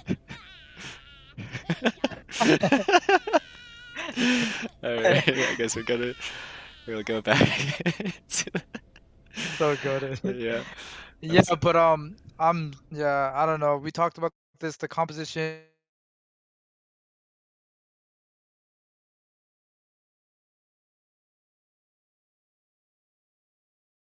Oh, It's doing apologies so there. much AoE damage. You got cut off right there because of the classic bug after the post game. Okay, yeah. I was just saying, like, I didn't expect the Seraphine to do so much damage, so much AoE damage, being such a good pick in the late game. I was just worried that it was gonna be a hard task for them to get to that late game portion of the game. Um, and I thought that Poopy was gonna be able to close out the game very early, but just I feel like their initiations, all the engages were kind of lackluster. They were kind of like scared to like look for angles, look for Hecarim multis, look for the Lilia. But I mean, Lilia losing lane pretty hard into the Gnar. But on top of that, giving away not giving away. I want to say I keep saying everything negatively, bro. But I mean, like she died twice, and like it was very bad, detrimental for her lane state. And then you had the Gnar just like influencing the side lane. I don't know. There's so many problems that I noticed from Poopy's side. And then your ball lane is never going to be a carry threat. We know what Patrick can do. I don't care if he's a rider or not, and all the stuff, all the power he has. But the guy has really done nothing. He farmed out till like 40 minutes or 30 minutes, and then just kind of like, yeah, he has his items, but is he really providing too much, right? Nothing's really going on. So um, I think they really relied on the Lilia, and that kind of fell short for them. Yeah, well put. I mean, we did see Crossbow go up towards the top side pretty early on, getting 3 kills onto Syndere gun pretty early. meaning that Syndrome Gun unfortunately was not able to impact fights until the very end where he got that 4-man sleep. But even despite that, they do end up losing the game. I mean, like, well put. I mean, I think somehow Crossbow getting those 2 dragons in the early game, just by stealing them away, actually impacted the game so heavily. It meant that the pace of the game was accelerated. It meant that side of PWBY, I mean, it forced them to go for these plays that they normally don't really have to go for. Yeah, just with the macro, T1 able to take them down. But yeah, T1's macro this entire DMV run has been so good. Like forcing, we saw that the five, what is it, the 5-man Lilia, what is charm, like not Lilia charm, oh my, the Seraphine charm, right? Yeah, yeah. Literally, like I don't know, bro. She was like a K-pop star at that moment, right? She just was, like that was all because of the way they set up the vision line, 2 minutes prior. It was just all a plan. I don't know if this is intentional or not. I mean, probably was. But let's get into the draft game 2. Yeah. Yeah. Any bands you want to see here? I mean, we have the first phase. We have the Senna Graves being the same, or Cindery Gun Puppy being banned out. Yumi looks like the same draft so far, even though we're on opposite sides. PWBY elected to take blue side this time, by the way, since they had side selection for game 2. Okay. I mean, in terms of bands, I don't think there was a necessarily an issue with anything. It was just like Poopy needs to realize understand what they want to do. Like what are their strengths and just not be a pussy. I think they need to be actually just forcing the issue. I don't think if I was them, I'd just be like not champion select was not a problem that game. We had all the tools we needed to win, but I don't know, they just didn't do anything. And like they're not. You can't expect too much from their ball lane. You just, as a top side, you need to be able to think of what you can do, and they didn't do anything last game. So I think you just need to think about. Um, I mean, they get the Yeah. Wukong. I mean, Uh, Karma was banned. We still have Talia and Wukong left. If red team takes one of those down, that means blue side just takes the other. So in this case, we looks like we might Oh, have a trade of the two. PWBY but deciding Talia that got nerfed this Wukong. patch, Yeah, I mean both got right? nerfed actually. Wukong Yeah, yeah, yeah. also did But get nerfed too. was the Wukong nerf worse, or was the Talia nerf worse? I mean, I think both got nerfed pretty decently. Originally, it seemed as though Talia was not getting nerfed at all. In some cases, with just her ult Mm-hmm. being nerfed and her jungle E clear being buffed. But with the Q damage being nerfed, it means that her priority drops a tiny bit, but she's still probably a very Wow, incredibly strong instant champion. carry. But interestingly, T1 does not actually take the Talia. They're either not confident on the champion enough, or maybe decide that with the nerfs, maybe that Viego is stronger as a jungler. Okay, we have the Zeri Samira? pick, but this could be the response. All right, you definitely know more about this. It could be maybe a I don't. Samira. I don't think Samira is a good matchup into Zeri at all. It never was. People used to pick Zeri into Samira because of the shields. When Samira goes shield bow, you just steal her shield, right? Right. And if Samira goes on you, you create range with all the mobility you have, the movement speed you get, and it's hard for her, especially with the Zeri build. You get with the new one where you get shield bow, right? You're just she's so low range that you're just able at Zeri, you're just able to like just maneuver around her. Um, the Braum coming out from First Dragon as well deals with the Samira, That's deals from with the Shaman. That's from Wukong. Shaman. Oh, it's just Stream. Oh, T1. Oh, yeah, yeah, yeah, yeah. Yeah, I mean, the bomb pickup here is good as well. Synergizes with the Zeri Q, being counted as a auto attack or on hit effect. So then you just stack up the bomb passive a lot faster. Synergizing with the Viego as well, because he's the auto attack reliant jungler, I guess. But yeah, overall the composition from T1, their drafts has always been good. Or no, actually, no, no, no. I take that back. This time the draft actually is pretty good. Leaving their mid lane for a counter pick, I think. Yeah, we'll Because have to see. usually Aaron or Camper doesn't often get the counter pick. It's usually just blinding, maybe Ornn, um, or some tanky top side. The Gnar pickup was amazing. Last game, Seraphine was definitely an issue, so I like that they banned that. Especially they need some magic damage coming from T1 side right now. And then the Oriana, are you okay with the Oriana right here? Yeah, I mean, it's a pretty safe blind. I think in the past we did see T1 usually on this fourth pick on red side. They do end up actually Mhm. electing to hide Camper on duty's pick, and they pick Autumn. Autumn pretty comfortable going blind into I any mid see. laners, I guess. And yeah, Oriana, I mean, there's not really like a hard counter towards that champion. There are definitely strong matchups you can play into it. I'll have to see what Hoptech goes for here. I mean, his Echo, his Victor did get banned. Oh, we're going for a Swain. Okay, that's pretty spicy. Who's is that Sundergun Swain? No, I think this might be Hoptech. He's been playing it? I don't think he's been playing it too much, but Yeah, I don't I even. do recall him seeing it in one game. But Okay, this is definitely actually a not. Nasus blind. We'll see He if got Camper his on Duty can actually play into that. But I mean, we have the Gnar left open. Probably not too bad of a pick into the Nasus. bro. This guy Sundergun got his shit rocked last game, and he's pulling out the Nasus blind. Like I don't like. I understand that like you have confidence in yourself, but like, bro, you got your shit rocked. I mean, did he?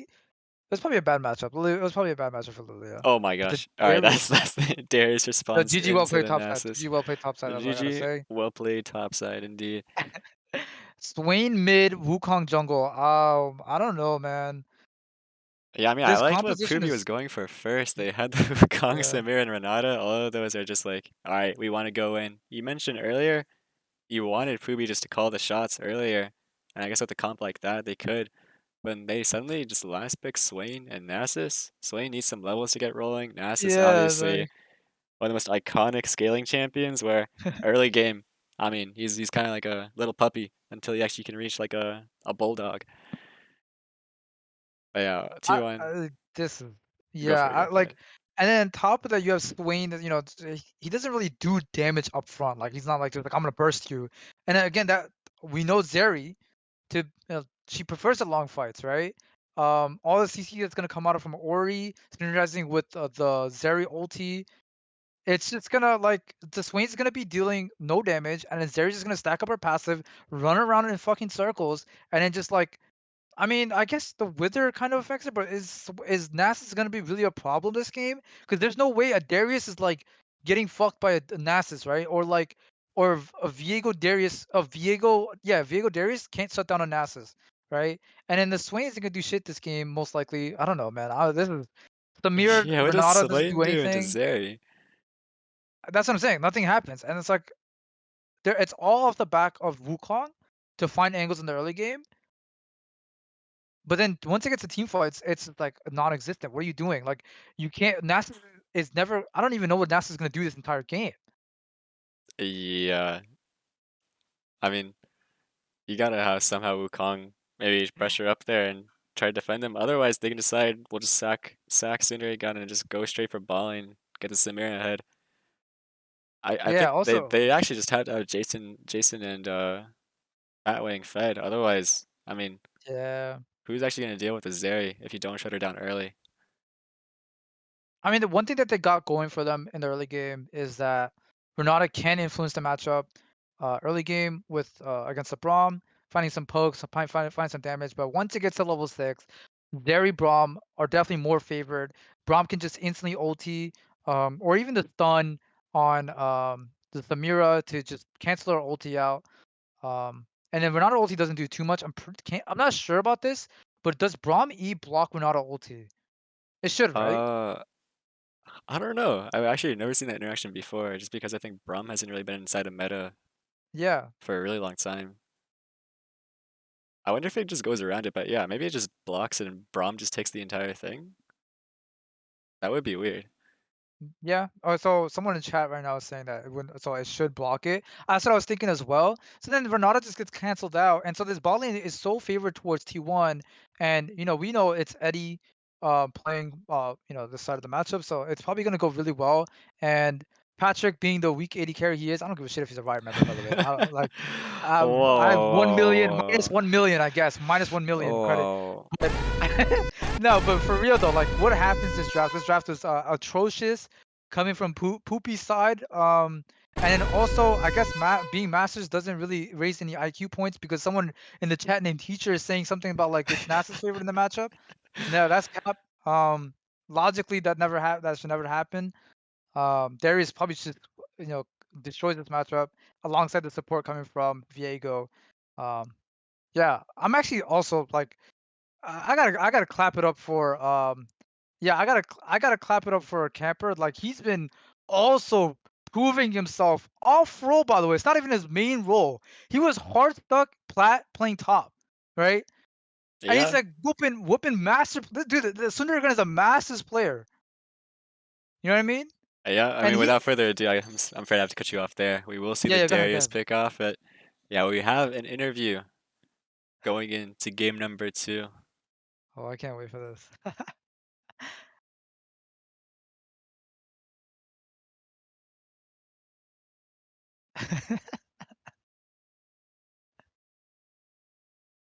All right, and we're back in the second game with a pre-recorded interview with the supports, Chayman and the First Dragon.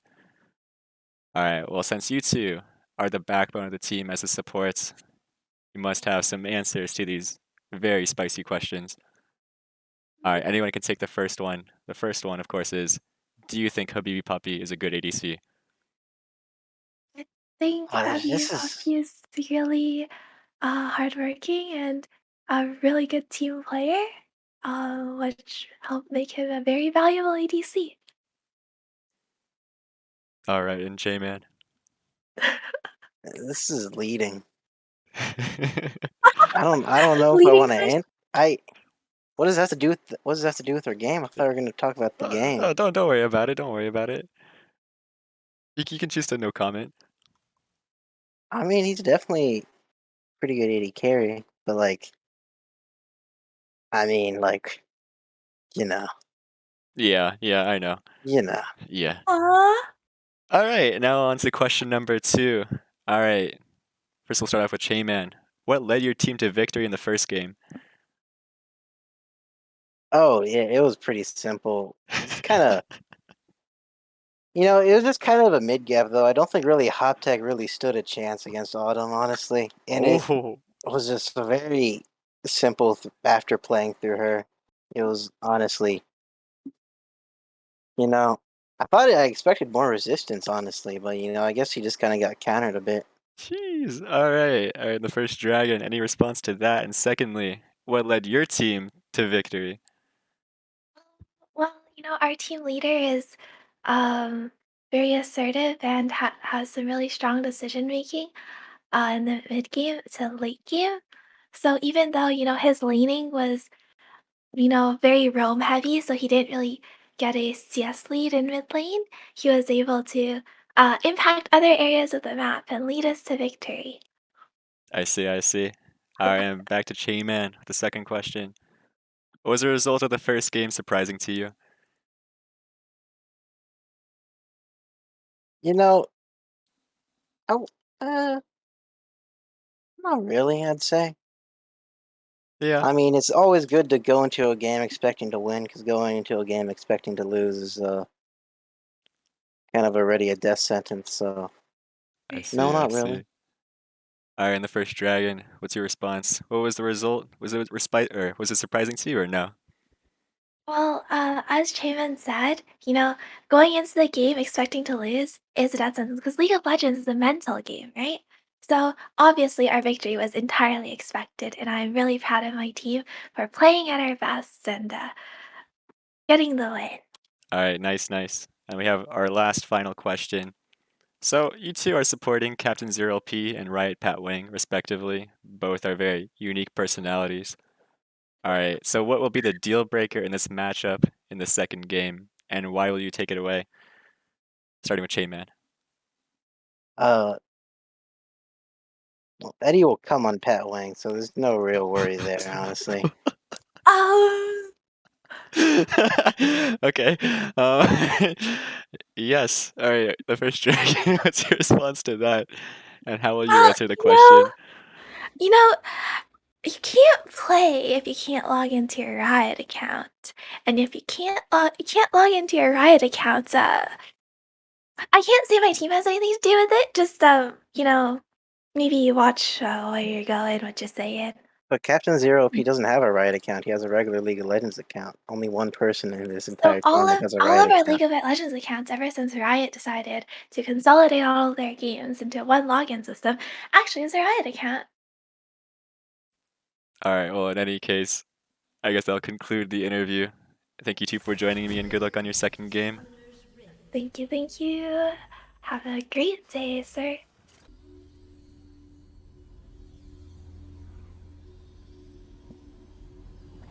Alright, we're gonna jump back right into the gameplay. Oh. It appears there has been a system error.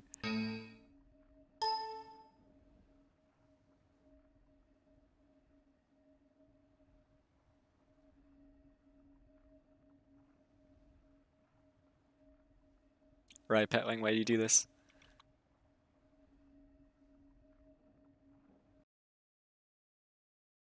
Yo, is Shishi there? Uh...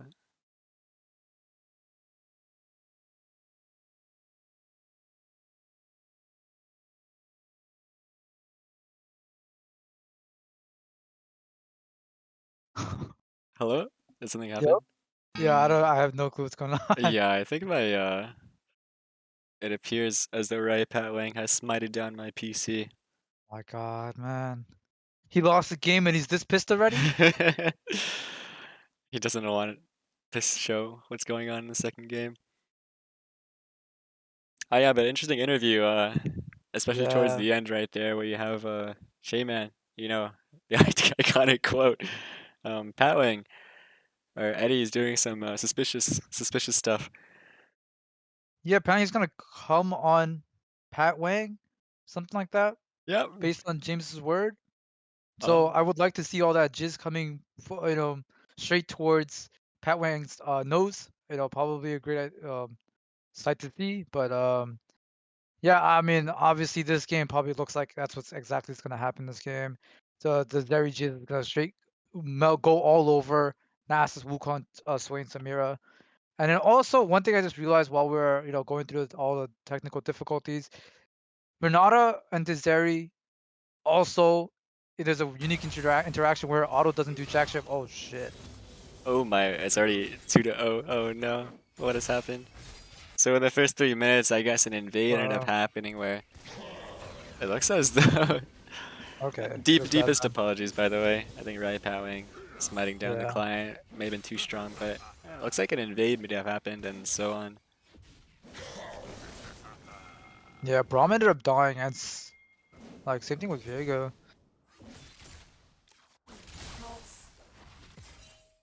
But this is really good for blue teams because they do want to get their gold in the beginning of the game and influence the map and get their levels really early, right, with the Wukong ulti, and then influence the matchup. But even Samira, if she gets ahead, usually very difficult to deal with the amount of damage, amount of AoE that comes out.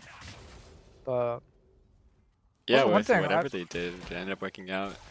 yeah, I just want to mention like Swain. Like I've never, I mean, I think it's Hoptech's like what second unique champion from the Yone to now. Yeah. So I wonder where he's been practicing all this shit. Although interestingly on the He did his Yone game first he round. did say, I've never played this champion before. I don't know why I picked it in the Wow. post-game interview, so I wonder if a Swain is a similar thing Great. or if maybe he actually has practiced this champion before. Just another thing. I think what may have happened just from the glimpse of what we saw before the client ended up crashing. There could have been a case where I think red team ended up invading into the bot side of Braum. Okay, actually a fight happening in the top lane. Dark Crossbow getting caught by Wow, Jason they the lose other so Tsundere hard. gun, and the duo right here What is the actually fuck is winning. And Tsundere Camper on doing? duty, flashing forward, has the bleed stacks. He's Yo, so bro, low. Hoptech can't actually land it, and look at the heal. Hoptech is now half HP. Camper on duty still has the full bleed stacks. Blue team is so worried about Yo, it.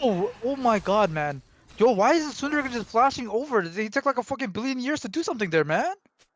I have no clue, but look at this. Red team is looking for a nice pick onto the first It's in the dragon, wall, but bro. the Pat Wing going forward. Captain Zero LP getting quite low. This could be a solo kill, both flashing forward. Nice coordination. Right, Pat Wing now looking for the double kill, and that is just an easy pickup off the initial play of T1. Yeah, great exhaust coming in, and we did state that Samira, Renata are stronger in the early game, and fighting within the wave is just like what you would think against Ezreal. Their damage just gets reduced by so much, right? They need their Qs to be hitting, and since they're fighting within the wave, it just gets blocked by the minions, and that's why Samira was able to find the kill there and go for the all-in. So recognizing the win condition or just the strength, it shows the sign of experience. So I'm very happy to see that. Yeah, they're definitely making use of that first blood. Um, yeah, once again, what I think ended up happening was that T1 probably went for an invade in the bot side with the Braum, and I think that may have been, I guess, predicted from Fatwang team. You know, a gank in the mid lane, Jason the other looking for a pick out of the Autumn. Autumn does have the ult available. It actually forces the flash out. But that E didn't even hit. Yeah, I'm not sure if that was Okay. necessary, but in any case, nice play from Jason the other. Oh, very dark crossbow. Dragon. Ends up actually just sneaking it. You can notice that the Dark Crossbow has a lot of a tendency just to really focus on the dragons, even if it's you know, risky for him to get it. He's still gonna try to sneak it, or not sneak it, or but try to steal it. A lot of priority on dragons, so maybe whoever's watching, whoever's gonna play against him, you know, it's something that you can take away and know that's an area of focus for for T1's team. Yeah, even last game on the Heralds, we didn't, like, even though it was 8 minutes, a lot of teams, especially internationally, like T1 and the LCK team, would just group as like 5 around that Herald. The last game, the Herald actually wasn't really that much of an objective to either team. They decided that Dragon was their win condition, and this game as well, before the 8 minutes where the Herald even spawns, Dark Crossbow, sneaking it over. Top lane though, this could be a fight. Campron 2 doesn't have the Ghost available. Doomsday Gun pops the ult, but he's Oh, he missed actually the winning the kill! matchup. Dark Crossbow is looking to cover the play. He's only level 5. I can't imagine he actually do that much with a recurve bow. And yeah, he just tickles the dog a tiny bit. Yo, my bro. I'm kind of interested to see Doomsday Gun. Yeah, he actually is going for the Emax. So he's trying to survive the laning phase just by having that long extended damage. Did they just put 3 points into E and then just like level Q after, or is it? I have no clue. I thought you normally Q max if you're, I mean, in a farming lane, but I think in this case, Yeah, just but I'm because like it's in this Darius. case, Yeah, maybe. just to get out of the lane and then you eventually just max your Q. Yeah, smart choice, honestly. Yeah, makes sense.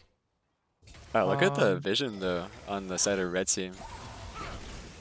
I mean, all of them are concentrated towards the bot side. They have that actually 5 wards, 2 pink wards and 3 standard wards, but actually it might be an engage on the bot side. Pat Wang not actually landing the stun. Or what stun? What am I even They do have saying? ulti. Yeah, he does have ult, and Chainman is forced to flash. Meanwhile, Captain Zero P walks to return Then they turn the this ult, around. and he's 1 auto away from actually dying. The first dragon Just lands a fucking Q auto. and knocks Captain Zero P away. Oh my And this god. actually is a shutdown going over Hit to the Captain wave, Zero hit the P. wave. Oh, okay, doesn't matter. Yeah, I mean, But that yeah, engage you was see just, that. I don't know. Yeah, I mean the engage was kind of wonky because he's going in 1v2. Okay, we have And another he's fight in the focusing- top side. Jason the other looking to engage on the Dark Crossbow. They both just trade ultimates, but this looks like it is the red buff going over to Jason the other. Actually, it might not be over quite yet. Look at the red team. They're collapsing over. Kemper on they're out, duty. they're out. Yeah, hits the blast plant towards the wrong direction. What can you say about bot lane? Yeah, I was just saying like when Samira's going in 1v2 and then just gets exhausted, focused down, and then eventually when his HP gets really low, you just have the Zeri just gonna, you know, retaliate and then you eventually press his R or press her R and then just, you know, just like what you saw, kill Samira. And then I mean it's really good patience coming from Captain Zero P. Okay, Ghost popped, but also another Ghost popped, Holy and I shit. guess they both just run away from each other. Meanwhile, bot lane, Captain Zero P is standing still. I think Wait. he might be Oh. AFK in Pat Wang. No way! He's just Dude. decides, just smites, also Yo, smites Eddie's PC down. Peter! I DC'd, he says in all chat. Wait, Pat Wang gives no sympathies. dude, fuck this Rioter, bro! How do you guys give this guy any respect?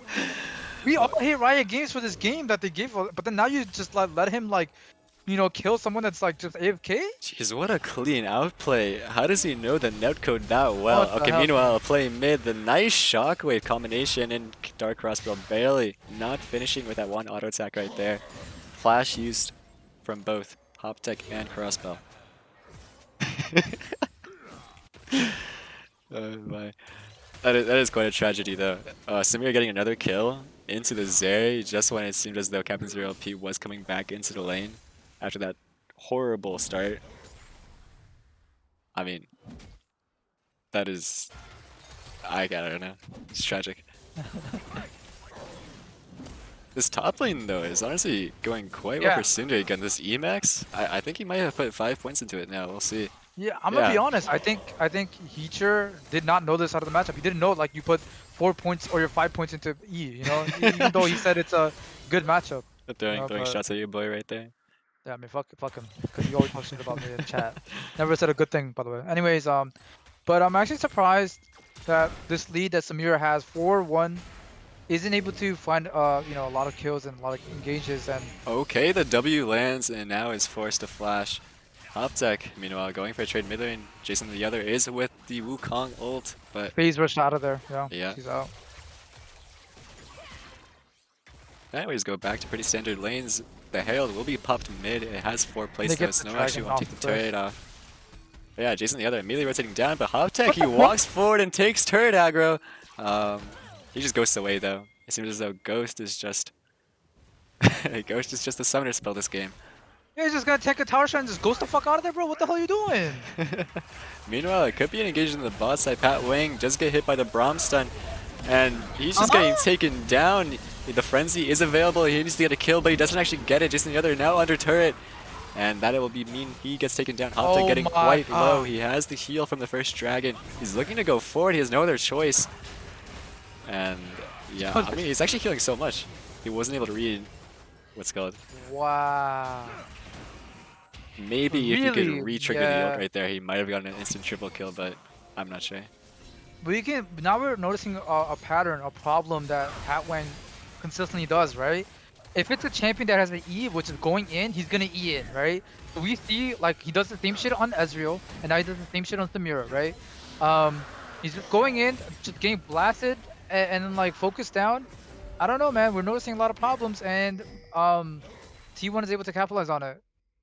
Yeah, for sure. I mean, this Braum pick is just working Yeah, it's out perfect. so It's well. I mean, literally we saw perfect. that just as though when Riot Panwag wanted to engage, he had 3 stacks of Braum passive on him.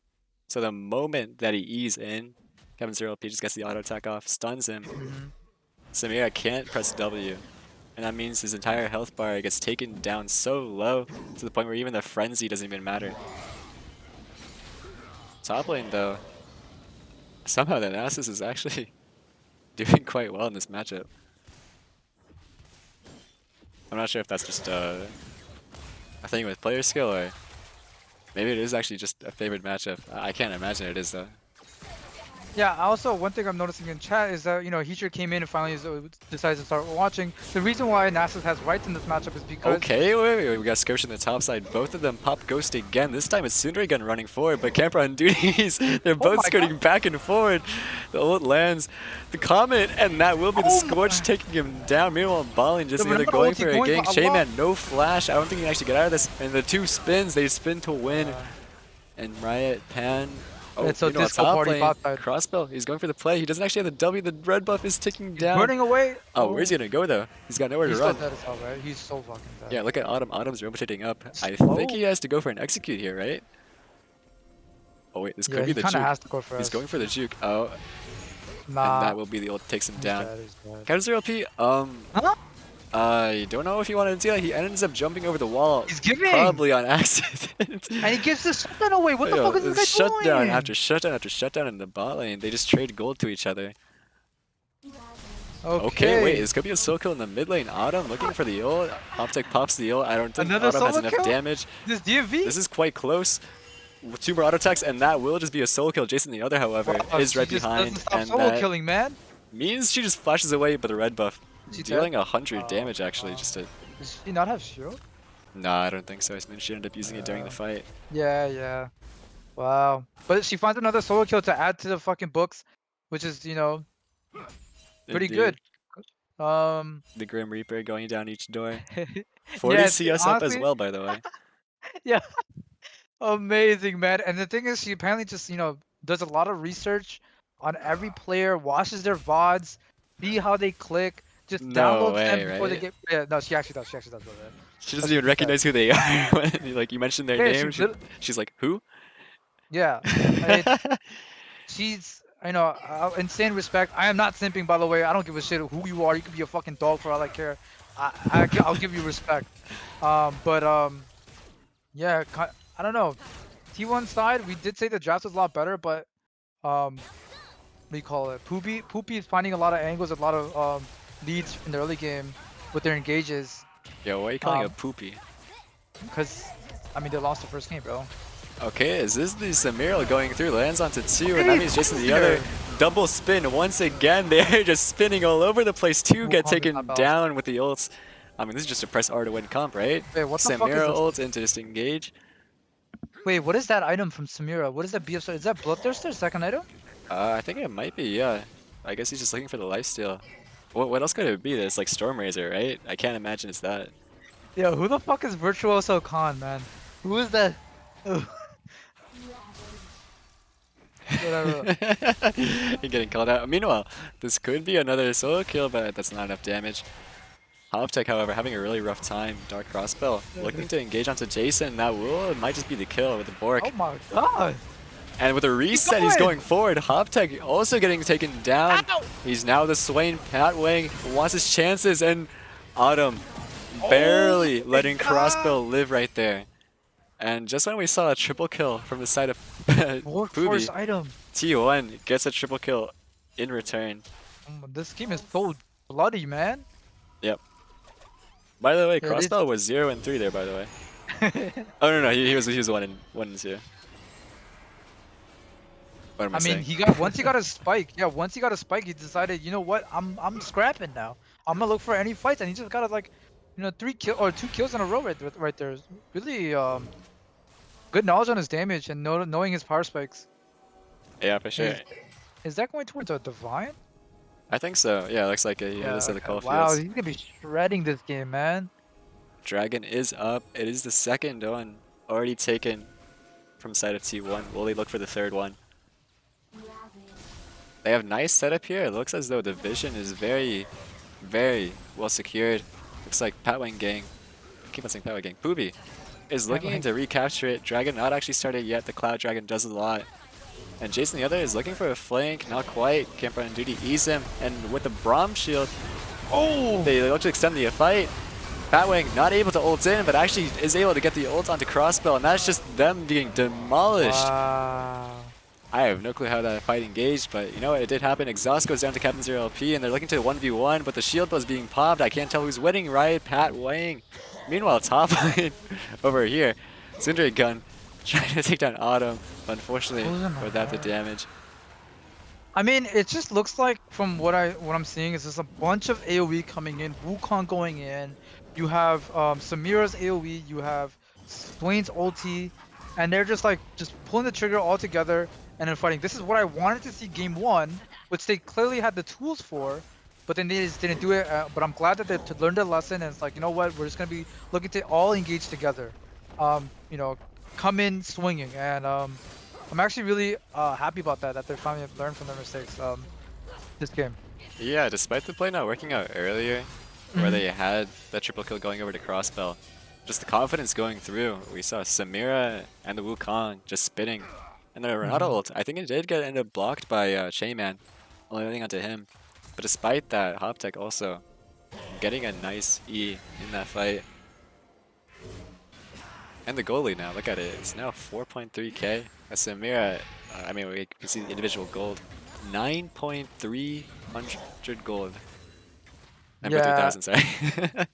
Yeah, it's thanks to the tower being down, the plating, obviously the CS. But then I think most Samiras nowadays just go for the treasure hunter. So that also gives you an influx of gold.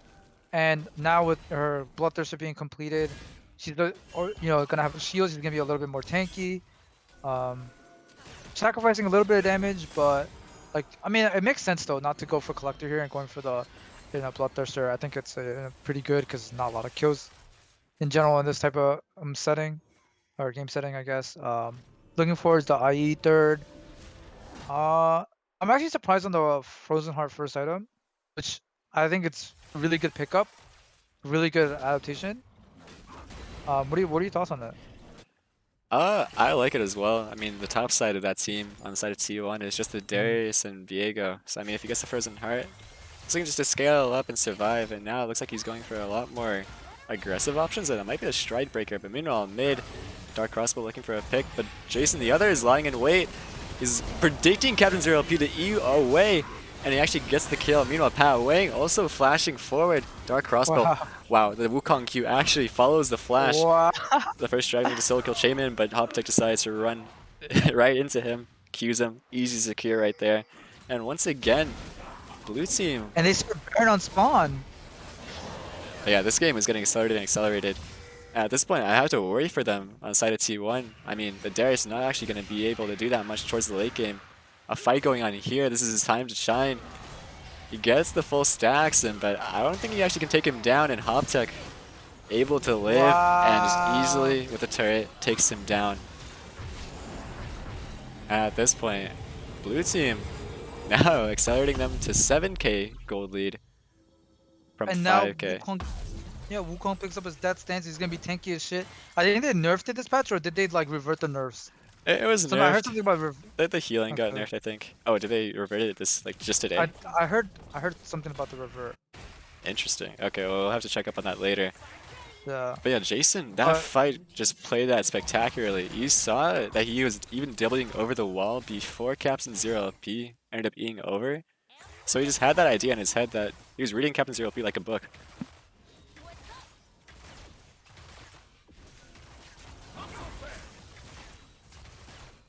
Alright, what do you think T1 can do here? Obviously, they're up against quite a lot. It's hard now, right? Their composition, it's kind Oh. of past their time. They need. Dark I think Crossbow they need does to not play have for the a long flash. fight. Okay, meanwhile, a separate fight in the mid lane. Pat Wang trying to E4. Not much is happening. Sorry, what were you saying? Yeah, I was just saying. I think they need to wait for some items. Darius is probably not gonna do too much the rest of this game now, on the Zeri, to really start performing and deal some damage. But it's becoming. I just realized that's how hard it is for Zeri to do damage when you have a Wukong that's just taking all your damage, just knocking you up. You have to like deal with the Wukong somehow. And even now, like. Okay, a fight in the top side. Syndrome Gun ghosting out. He has the ult available as well. 4 people chasing after him. Will he probably go down here? He's actually surviving, but now he does go down. And it looks like PWBY, not able to respond, decides to go for the dragon instead. And that's actually a really huge pick. Syndrome Gun does not actually have the TP right after the dragon spawns. And they didn't blow too much for it Oh, either. this They could still be have a their pick ulti. right here. Camper on duty immediately gets taken down from the bush cheese. And yeah, that was well played, but Crossbow looking for more. Doesn't have the flash available. They can Doesn't have the go ult. on him. Alright, look at this. Jason the other, his ult is coming up soon. Pat Wang, obviously his ult that up looks is so up whenever bad. it's available. This is actually They really saw- hard for T1. Nice Yeah. chain gets onto 2. Shaman blocking so much with the ult, and Autumn lands a 3-man ult. Oh my! Pat Wang, he's looking to Zeri doesn't extend the have fight. ulti. He's got Shaman. Shaman flashes away. And the Captain Zero fucking LP, I don't Wukong. think he gets out of this, and then Wukong just takes him down. Meanwhile, Crossbow, he's looking to get a pick, but I don't think he can actually land it. And that will just be what came out from a 4v5, a clean secure from PWBY.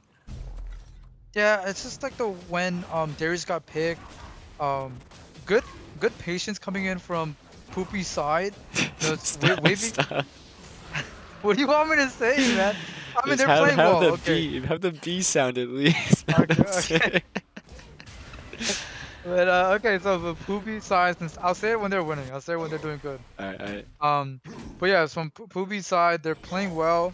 Having the patience there to wait and then find a pick with the Renata ulti. And I think it went really wrong, or went really bad for T1 side when they blew the Zeri ulti and didn't have it for the next fight near the river.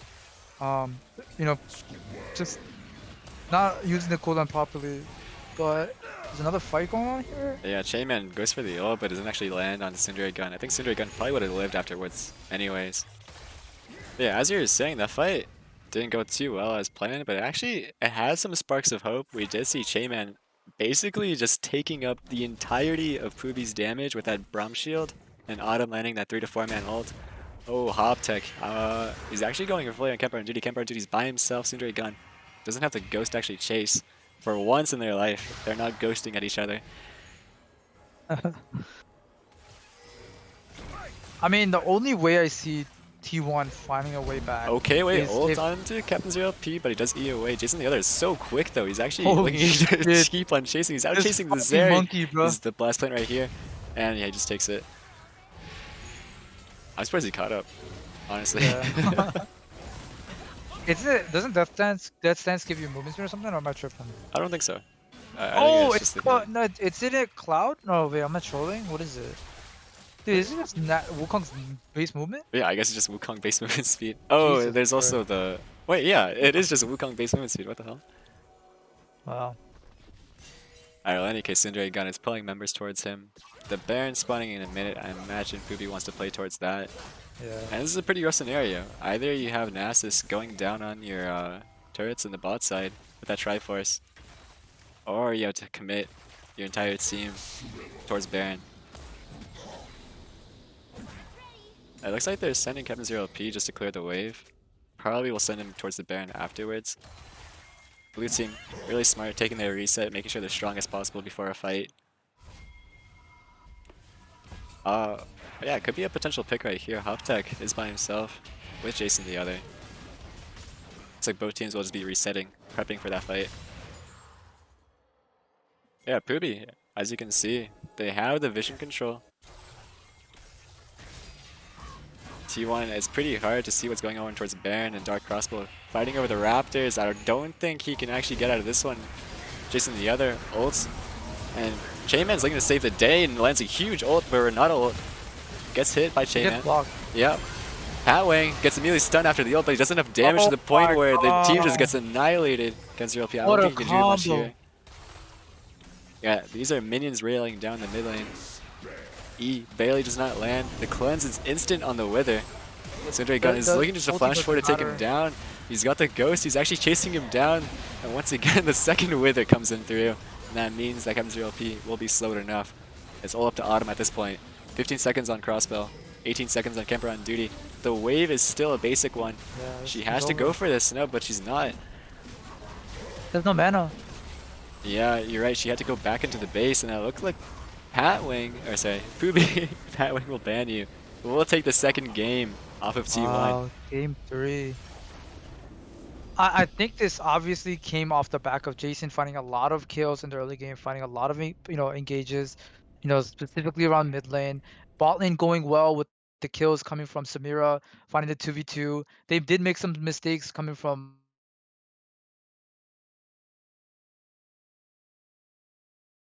expected. We thought it was gonna go straight to shit was the Nasus versus Darius matchup, but seems like the Nasus or Sundergun knows how the matchup goes. Probably his experience of getting his ass whooped in solo queue by Darius's, and then adapting to the matchup, rushing the Frozen Heart, maxing his E for the early game, and eventually maxing his Q.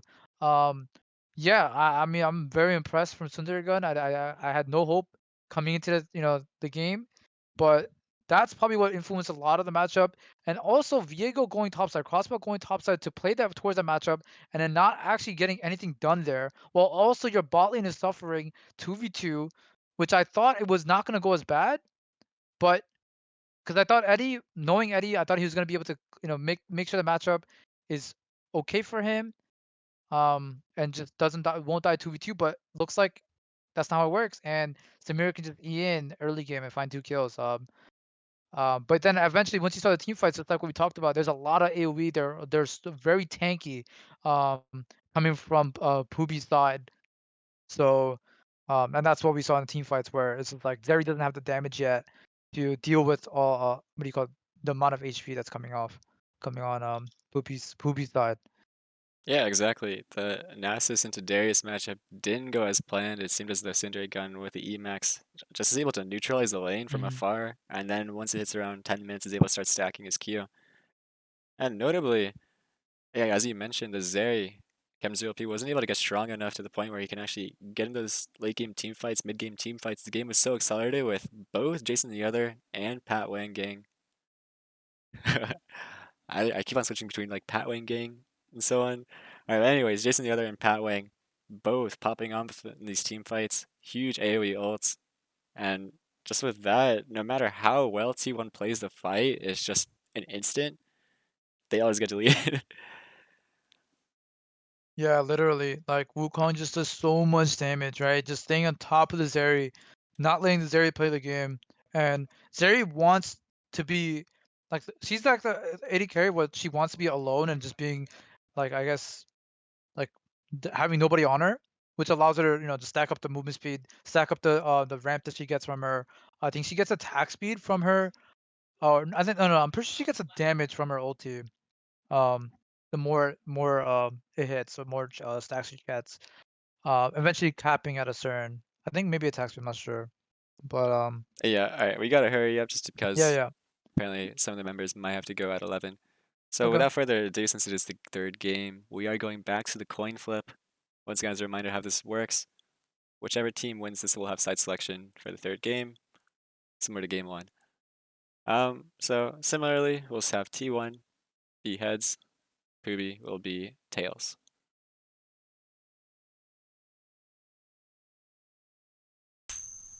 Okay, and it will land on tails. So that means PWBY will have side selection.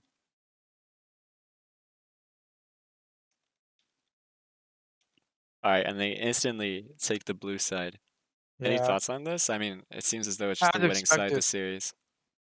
Yeah, as expected. They definitely do want the strong pick. It makes their draft a lot better. Just like what we saw. Giving the pressure of what to ban, and then that's what ended up giving them the Wukong, Wukong first pick instantly. Um, and that's the reason why I'd say like they probably wanted blue side, just having the two options available, Talia or Wukong, and they can both play it comfortably. And we saw like how much pressure Jason was able to put into that game, from the straight from the get go. So. Yeah, it looks as though that pick is still strong. And yeah, Hmm. with the previous patch, they're so used to this champion as a team. Definitely played around it really easily. Looks like we will be heading into the draft soon, just once this link gets listed. Alright, there we go.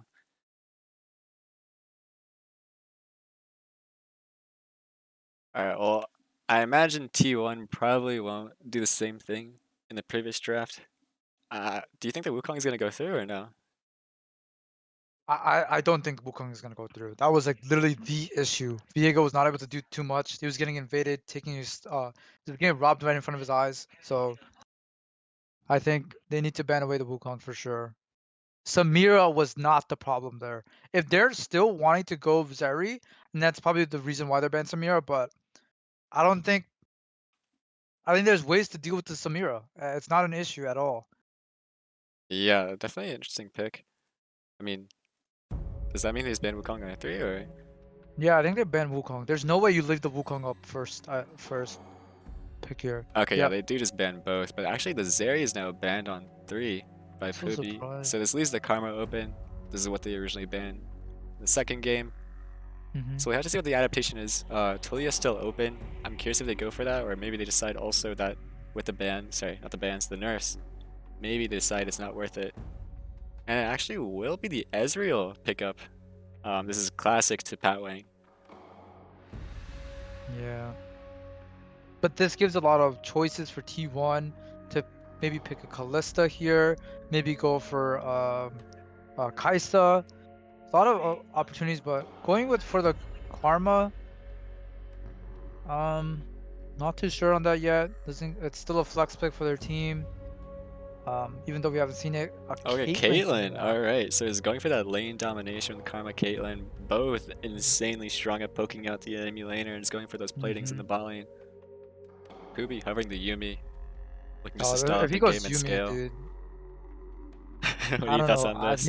Dude, if they go Yumi here, like it's good for the overall team. Like it's gonna Jason loves Yumi, right? We all know this, but it's just Patrick is gonna suffer in this lane. I He's gonna be love under Yumi. tower. Yeah, he's gonna be under tower. Another No way, Nasus right? fine pick. Olaf top. No Immediately way. responded with Olaf. Alright. Is it No Olaf top or hesitation on Olaf that. challenge? I think it has to be Olaf top, right? That's probably why they picked into the Nasus. Yeah, cause isn't it broken this patch? They just buffed him or something like that. Yeah, I think so too. You also, into the Nasus, you have insane early pressure. And His also, ulti is when Nasus tries to poison. wither you, you just pop the Yeah, ult. yeah. No longer are slowed. And Nasus is either forced to ghost away, flash away, or Do whatever you can to survive. PWBY or not a PWBY? Right, Jacob? Alright, well we have the bans coming in through, the Kane targeting towards Jason the other, so usually on that champion, he just looks to power farm. And with the Yuumi, I imagine that would be quite a threat. Seraphine, once again the respect ban towards Autumn, and Echo targeting towards Hoptech. So mid pool getting pinched, jungle pool also getting pinched. It seems as though both mid and jungle are the only things that are left for both teams, so this will be a very important second phase of the draft. So far, this draft looks so skewed towards T1. Instant Volibear, so I think this is the top. This is still a flex, to be honest. Yeah. Interesting. Wow. But it shows. Oh my, this draft looks terrible from Poopy's side. Like, like you have no lane prio at all. Yeah, but they are picking the Lily into the Olaf. I'm not sure if that's really what you want to do.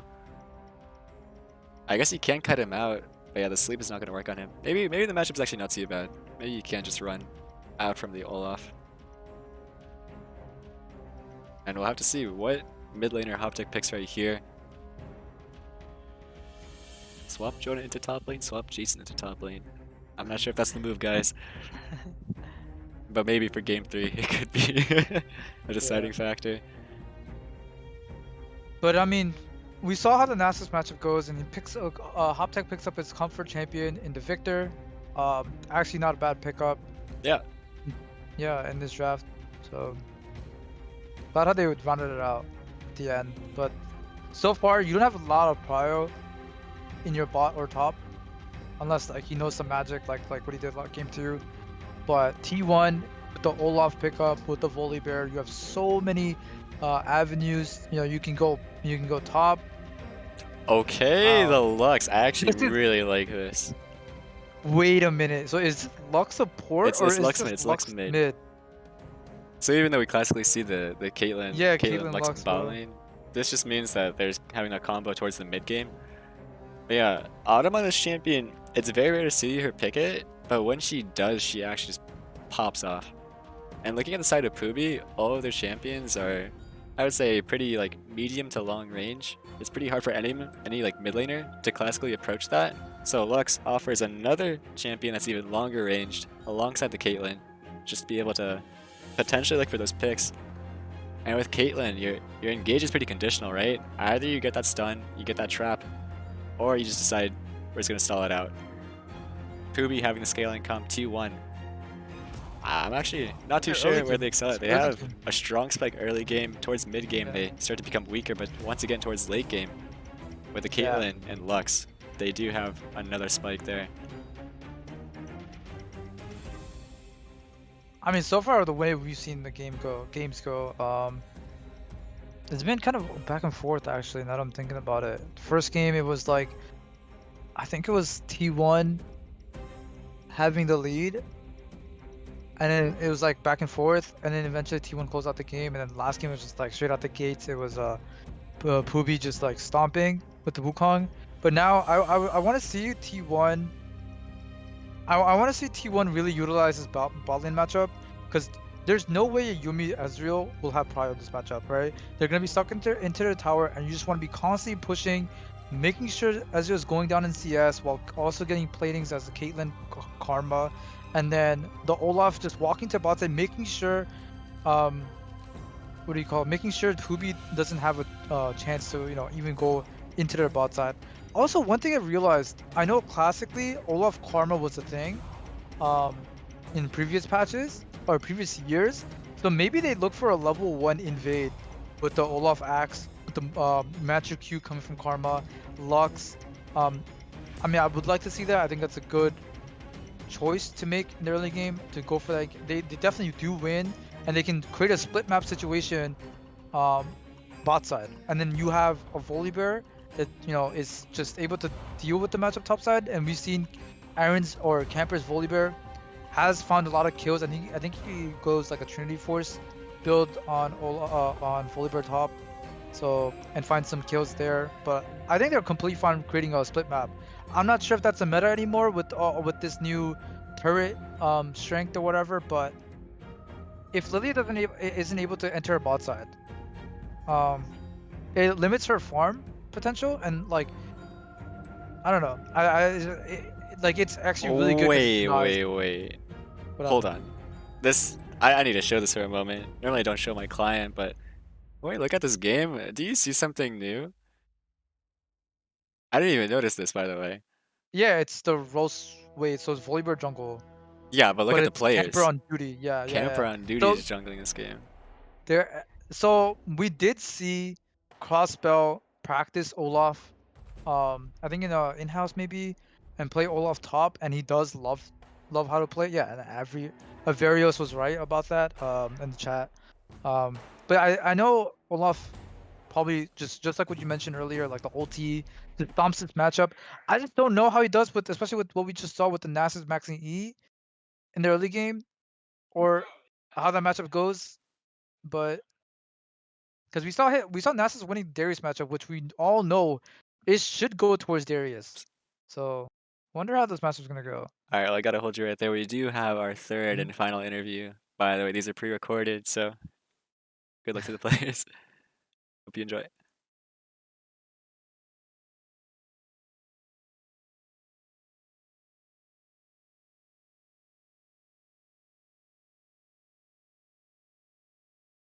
All right, we're back for game number 3. I'm here with 2 talented players, Crossbell and Jason the other.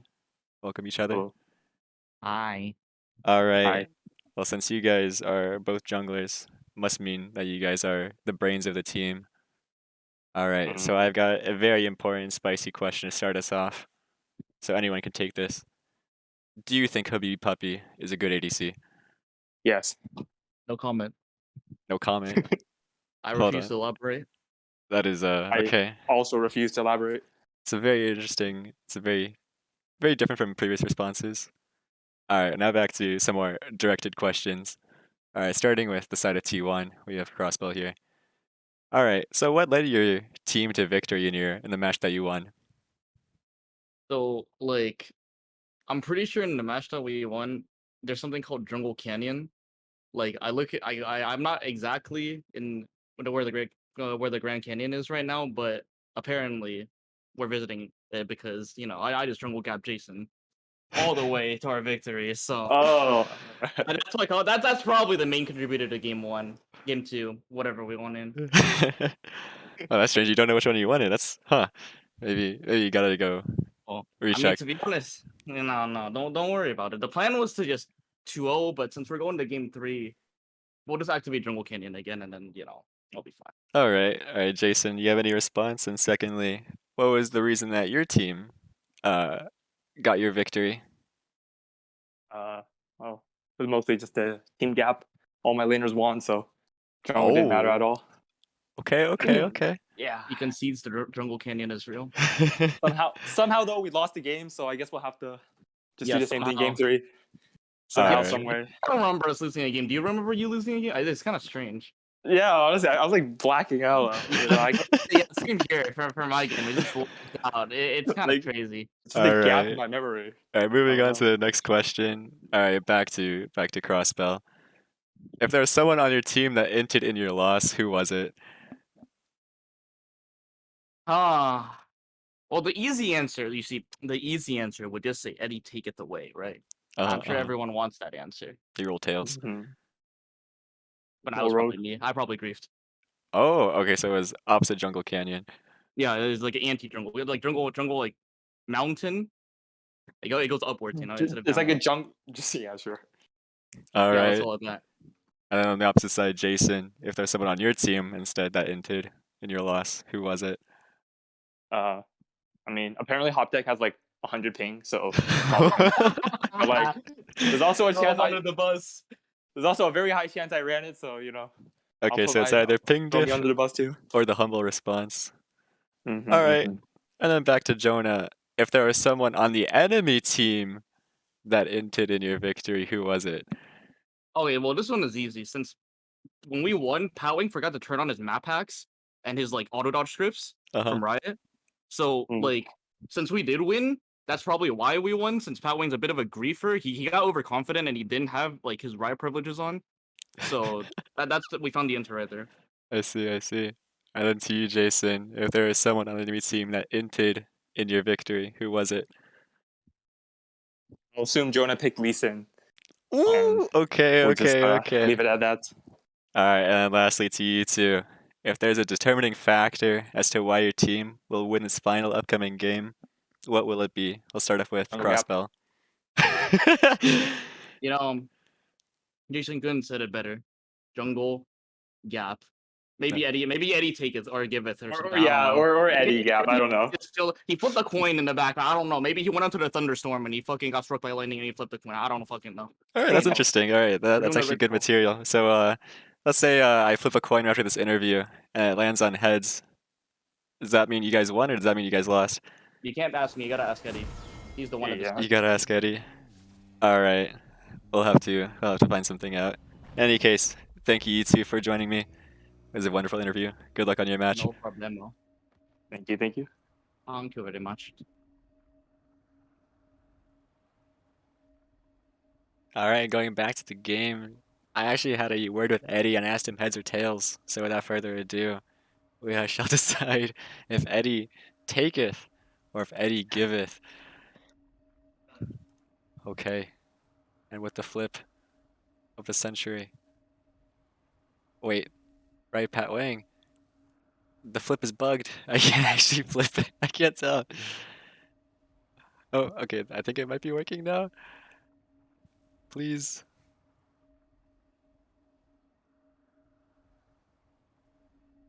Oh. Oh no.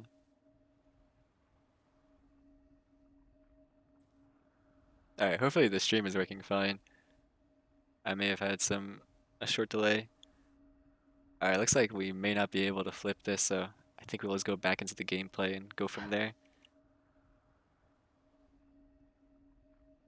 Oh. It's not showing up. Please. Okay, hopefully this works.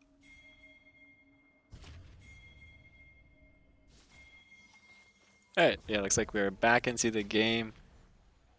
Unfortunately, we're not able to land either heads or tails, so the mystery of whether Eddie giving or taking will be left up in the air. Alright, Shushi there? Yeah, I'm here. Alright, sounds good, sounds good. We got pretty standard starts. You did mention that you thought that maybe T1 would invade with the Olaf and the Karma and the Lux, maybe? I think they should have. Yeah. I think it opens up the game a lot, limits what Jason can do. And then you just have mid bot prio, and that's your win condition, right? You're not really playing around the Olaf because Olaf is gonna win by himself. But maybe they don't want that. They probably want to give some resources to Olaf. But I think that's how they lost game 2, right? Playing around top side. But we did see a role swap, and it is within the rules to be able to do this. I think for Indeed, DMV where you indeed. can have people change roles, but Yeah, what a griefer, by the way. In the interview is like, Crossbow says, oh, it's gonna be Jungle Canyon. And then he real swaps to top lane. yeah, what a pussy, bro. That just runs away after just getting gapped the first game or second game. So as a reminder, those interviews are pre-recorded, so the players obviously don't know, aren't doing that in real time. But yeah, pretty funny. It actually seems like some of the interviews did kind of prophesize what ended up happening. Like Pat Wang will ban you, ends up winning through team play. Meanwhile, in another game, it seemed as though Crossbow was actually getting the upper edge on Jason. But yeah, here we'll have to see what ends up happening for game 3. Obviously, Dark Crossbow. Oh, both actually ended up burning Ghost to level 1. Yeah, I think he just wants to take it into the hands of himself, right? The Olaf into Nasus should definitely be Olaf favored. And as we thought, I mean, I guess he's just more confident. Maybe he wants Camper on duty to play into the jungle just so that maybe he can support him in the top lane. Have that ultimate available so that if they go for a dive onto the Nasus, the turret can just be deactivated. And honestly, I think it's a nice draft. It works with the Caitlyn and Karma as well if they decide to go for a trade in the bot lane. then yeah, it could be an easy dive threat. Yeah, also we see like how the Holy Bear is path to the bot side. And then, probably gonna play towards, allowing this Caitlyn Karma to find platings and be able to freely hit without getting scared of any jungle pressure or any funky pathing from Jason. But typical, top to bot to top.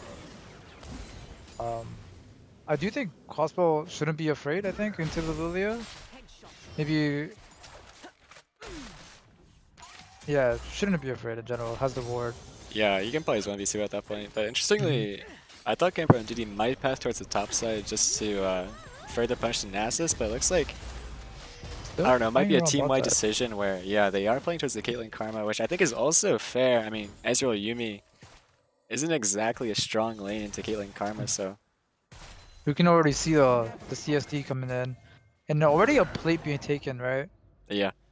So pretty good, but I mean, if they were gonna do this regardless, then why not just do the invade level 1 and just split the map and just like I think it's a really easy game plan.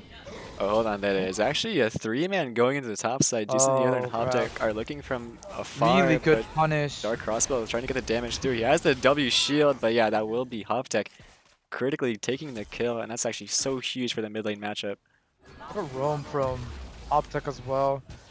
I think Lux is or Autumn was squeezing the mid wave. That's what it looks like. So use that time, Sorry. or maybe slow pushing, and then Yeah. use that time to like just go top side, which is being very Yo, proactive. why did you just reset?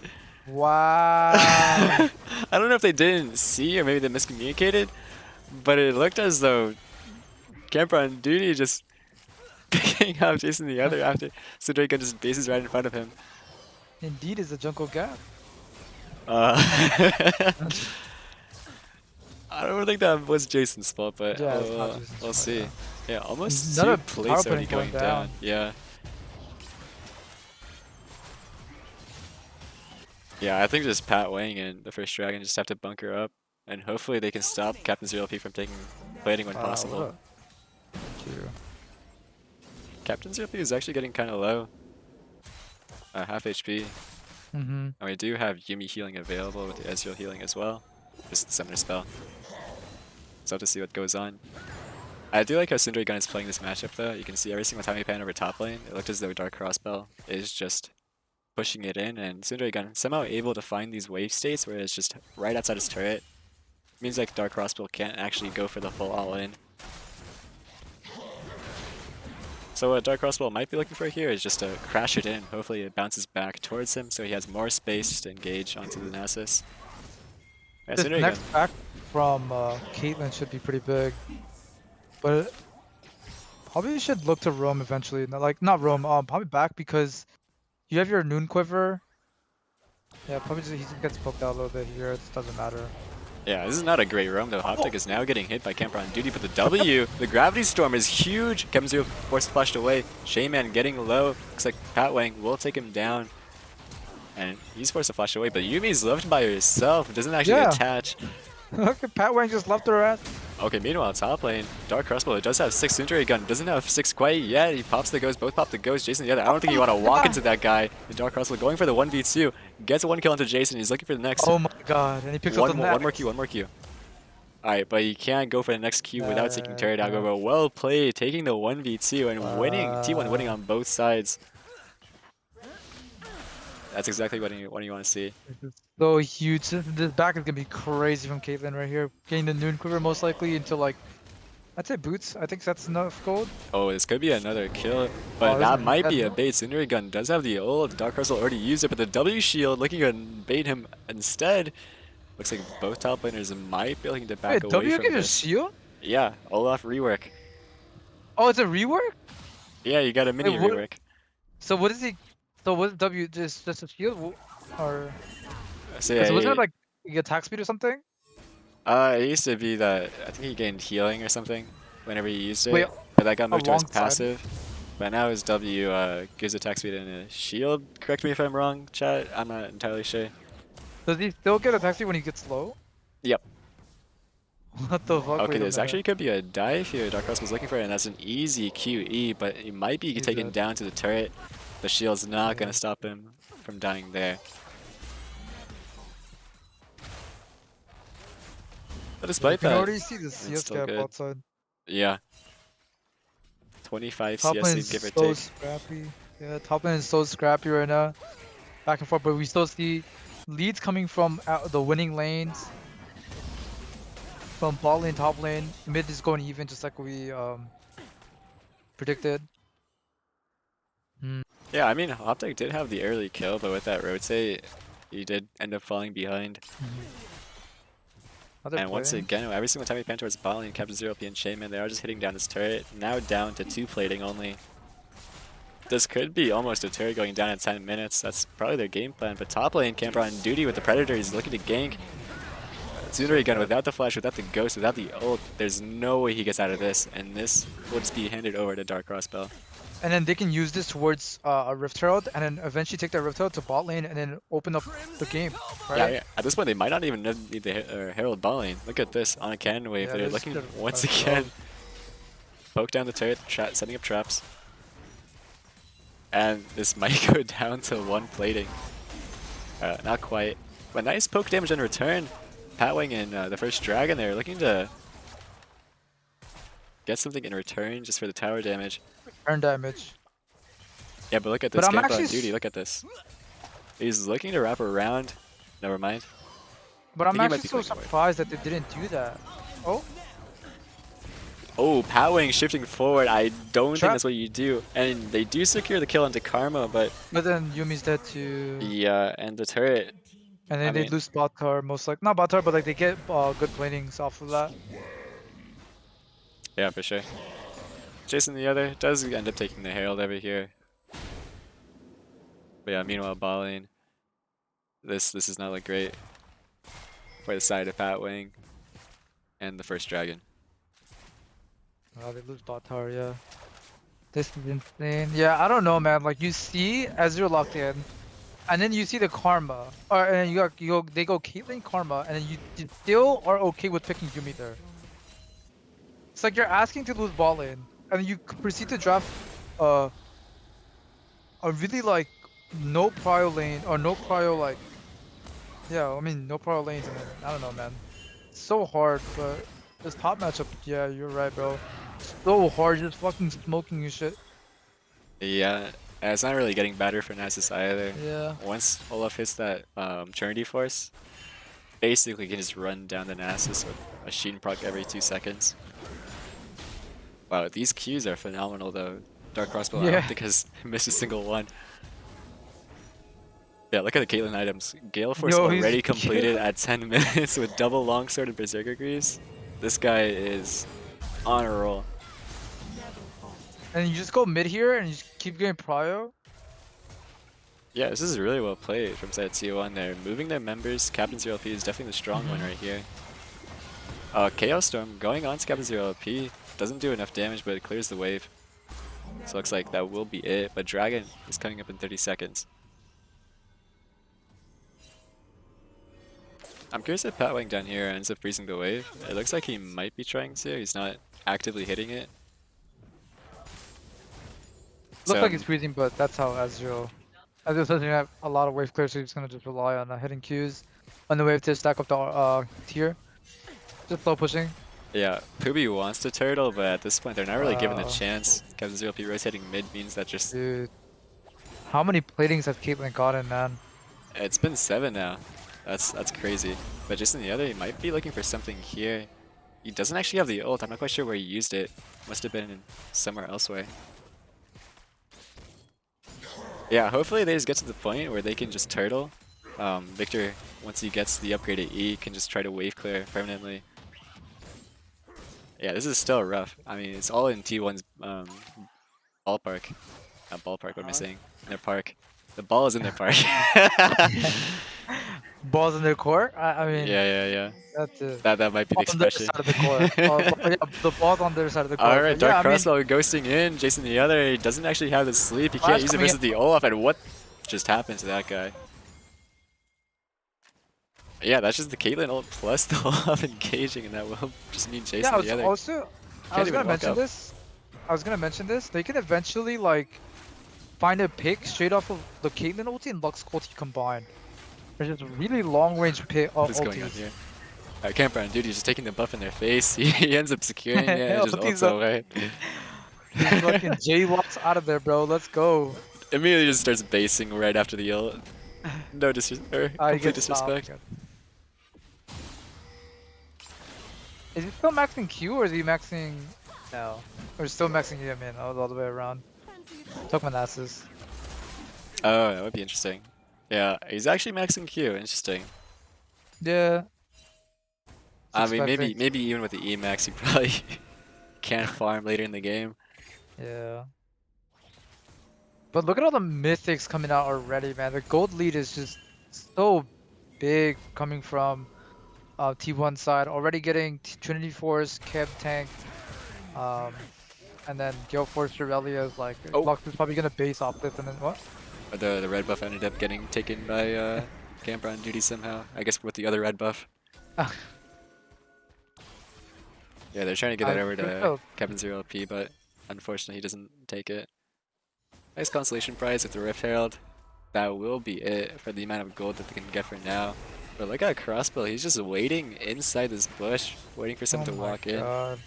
Meanwhile, on the other side, Camper on duty is just invading. Jason the other, I must feel so bad for him. Like, look at this. Wait, they can just hit this guy. They can dive this guy, no? Yeah, I think so. No one else is nearby. Syndrome gun Good already damage. half HP from Kevin 0LP. Chandro can't. No, Shaman looking to dive. He's got the tether. Oh, he doesn't have ulti. Yeah, that's just an easy pickup. Yeah, wow. I mean, Even CC without chain the for Volibear CC, ulti. Kevin 0LP, nice damage early on. Jason the other tries to respond, but he's too late. Balling though, Patwing has used his shift. I don't think he has enough. And that, look how much damage Crossbow's doing with the QE, and he survives barely. The caster not actually taking him down. Hoptech flashes forward, and that's actually a really good shutdown. Meanwhile, top lane, the Yumi ult goes on, but I mean, Captain 0LP just doesn't really care. He's outranging the turret. And that's just another double kill for Captain 0LP now, 6-0-2. And this might be his third turret of the game. Mid turret goes down. Autumn, you know, just casually farming up. Hasn't actually left this lane, doesn't actually need to. This is just a stomp, holy moly. Yeah. I mean, the draft is so clean. The role swap, they're utilizing the role swap as well. I love these adaptations. Like, not a lot of teams is able to do this, and it just shows their strength as a team, and then being able to trust each other. Like, hey, I can just take the top matchup. Yeah, and I can go jungle as well, right? It's like, that just shows the teamwork coming in. And then obviously knowing their strengths, right? I'm still gonna stand by the thing I said earlier that they probably still should have invaded and probably opened up the game a lot more. But I mean, they still got to this point. They're still winning right now, so it's good. Caitlyn goes collector. It's just I an don't know early about that one. spike. You just get that AD. You can wave clear with your Q with that. Already so you know, bad. Makes sense. Yeah. But at this Keep it point, rolling. Lord Dom's, I mean, not gonna help you much when the enemy can't even buy armor. Yeah. Yeah. But yeah, I mean, they're probably just gonna keep playing for objectives right now, and then once they get towards these dragon fights or these baron fights, Caitlyn trapping away entrances, and then you have Lux finding sitting in a good position to find Qs, and then ulti just to one shot someone, and if they magically get away or survive the burst, then you have Caitlyn that just ends up like trying to pick them off or finish them off. I mean. And then you have this constant pressure coming from Olaf in the side lane. Doesn't really need to join a team fight, He can if he wants to, but I feel like he just ends up winning. Look at his damage, man. What? Yeah, even with Jason here, I'm pretty sure Dark Cross will probably doesn't really care. He does have the ult, so even if Jason tries to sleep, it's just not going to do anything. 20 seconds on the Dragon. I think this just is going easily to T1. Yeah, they don't even have to care about it, right? They're hunting Crossbow. He's just basing right next to their blue. He's in the middle of 4 people. Wait. The thing is, Sundar can already base, so it's going to be a 1v3. If he can take this, he's trying to heal up, but no, he just gets bursted down. I mean, that's a really nice consolation prize. I think you'll just take whatever you can. You can't really fight the dragon, so you have to look for those picks. Yeah, it's a bad mistake. Yeah, I think the only way, at least T1, or maybe Patwing, sorry, Patwing will ban you. The only way that team actually ends up going back into the game is if they somehow get these shutdowns, and they get the Victor, the Ezreal, the Nasus all rolling, up to the point where they can maybe reach like 30 minutes. But Yeah, and until then, Poopy's yeah. yeah, and Poopy's looking for, you know, getting Rift Herald right now to get the objective gold or Yep. objective bounty, I mean. So helping them come back into the game as well. So helps Victor get his items. Oh, Okay, well, he's not going to get his items after this. Camper on duty, Predator's forward. He has a blast plan. He doesn't actually go towards it. The Yuumi ult gets 3. They're looking to win this fight, but unfortunately, they don't have the damage. Camper on duty gets stunned and gets charmed. Not charmed, the slept. throw. Yeah, Sundry Gun gets a kill. They're looking for Kevin 0 LP. Has the massive shutdown. He's 700 gold. Can they get this right, Pat Wang? Exhaust comes in through. Captain Zero P trying his hardest, but he does get taken down. And as we mentioned, the only way that PWBY can come back into this game is if they somehow get these shutdowns, and just within 30 seconds. Yeah, I mean, they're just way too overconfident on the engage. T1 making a small misstep right there. But I will say, well played from PWBY. The Yuumi ult was phenomenal, lands onto 3, stuns 3. Jason then gets a 3-man ult. And yeah, meanwhile, Patwing just doing damage. Hey, you know what Autumn reminds me of? Not even like simping right now, but like she Oh, low-key hold on, reminds hold you on. We got it when we were in the volley and a dark crossbow. Yeah. Alright, as you were saying. No, I mean to add on to the Sooner gun thing, like he didn't have ulti and they just knew about that and they kept track of that, which is, you know, really good. And that's what gave them the kill, gave Olaf the kill there. But talk about Autumn, it reminds me of Chovy, you know? Her CS per minute every single game. I mean, Chovy at this point probably was like 201 CS, some shit like that, right? But she's like from all mid laners I know, actually really good CS per minute consistently. You know what I mean? It's not just like one game, you know, I'm behind the CS, but like consistently. Oh, never mind, there's no damage. But yeah, the laning phase is clean. It's already consistent.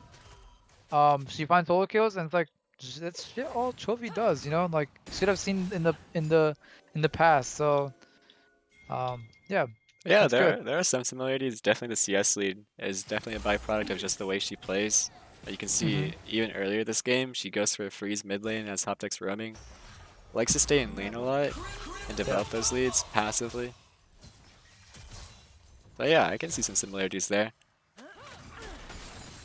And you give me a vibe of Faker, you know what I'm saying? Ah, That's good though, right? that is good. Faker is the GOAT. Yeah. And you are indeed the DMV GOAT. Oh, to GOAT. see. I need to. Maybe we'll get out of losers, and actually we will get out of losers. What am I Yeah, saying? you will. But your top laner might be a liability, but it's all good. You know what I mean? You all sure? good. Maybe You you're can still in carry. chat. I wonder if you have something to say there. Probably not. This 'cause boss is not even in retarded. DMV. What do you mean? Wait. That's the first time I've heard you say both of us. Okay.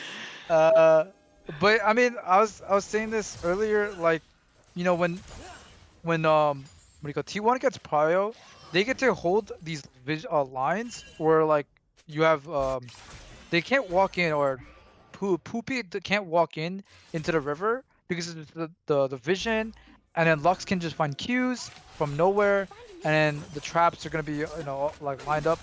It's gonna be hard to walk in, right? You have nobody that can actually tank it, other than maybe Nasus, but even then you don't want your Nasus to tank the Caitlyn traps or something.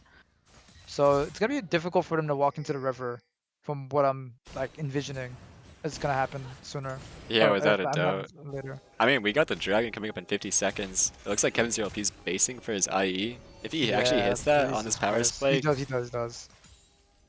100%. yeah, he just got it. This is gonna be 10 if someone lands on that trap, their HP is gonna go down to half HP.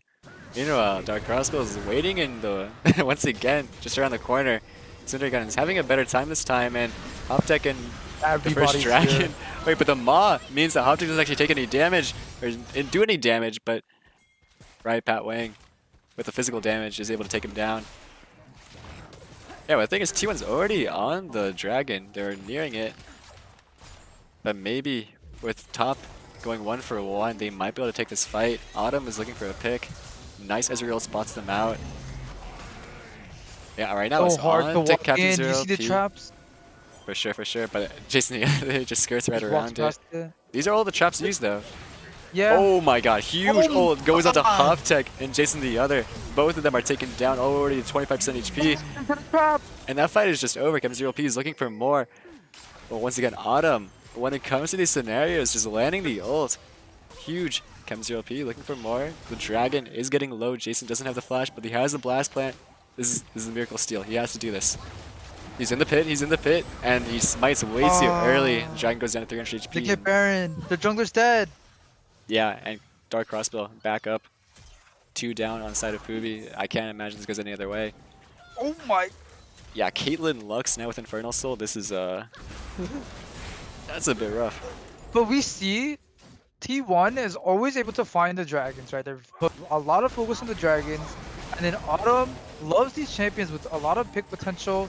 You know, we saw with Seraphine, we saw the same positioning there. He's doing the same shit, right? Where she's standing in a place where you don't know where she is, finds these these abilities where it'll just straight up catch you out, and then has insane follow up from his team. But yeah, but I think it's mainly coming off of like this mental war. Oh, could be a fight here. Hoptech. Oh my god, this guy's deleted. I don't think Captain Zero P even had any say in that. Going. Yeah, we'll see how much this Caitlyn ult does, and it's taking him down to a third, not a third, 2/3. And they get mid tower. Or no, there's no wave. Jason is looking for more. I don't think he can. Objective bounty claimed by Nasus. The bot tier 1 finally goes down. At least they get one thing in this game. I'm not sure about that one, Mr. Pat Wang. You Instantly don't want just to gets eat like deleted. that. Yeah, Pat Wang, iconic shifts. I don't think that is one for the books when you shift right on top to a Caitlyn trap. Yeah. We had Russian Ronan W, now we have Pat Wang E. Oh. Yeah, they're looking for a pick on the Captain Zero P, but he's able to not even Gale first away, he just ease away with the new Caitlyn buffs. And Grandpa on duty looking for more, he has a Predator. Just decides to wait for the minion to wave, play it safe. There's no way they lose this game if they just calmly stay collected. Jason the other, and Optic looking to wave clear. Wang shoots the ult, doesn't land on anyone. Camper on duty looking to engage onto Hoptech, and once again he's getting taken down almost instantly. Wow. Jason the other gets landed by the root. No. Taking down half HP. Yeah, and this will be an inhib being taken, but look at They Crossbow can on go the bot. bot They can go side. bot. Already has the wave prepped. He's just looking to chase forward. He doesn't really care about the turrets. Yuumi goes out, but dies instantly to the headshot. Gets no scoped. Whoa. Jason the other now getting corralled in his base. Sundere Gun trying to do the most that he can, but I don't think they can do much. And the Nexus turrets are now falling. It's only Sundere Gun and Jason the other. Hoptech still up in 6 seconds, and that guy is gone. Yeah, the shield. Oh well, might not be a balanced champion this patch. We'll see. Yeah, one turret falls, the other one remaining. Captain Zero P not even taking a single bit of damage with the Karma shield, and he just gets one shot. And that will be the game. Yeah, from an exciting series, T1 ends up securing the 2-1 victory over PWBY in a very decisive and commanding fashion. I mean, this is the result of the atrocious draft that came from Poopy's side. They could have, I don't know, man. You're drafting losing lanes. You're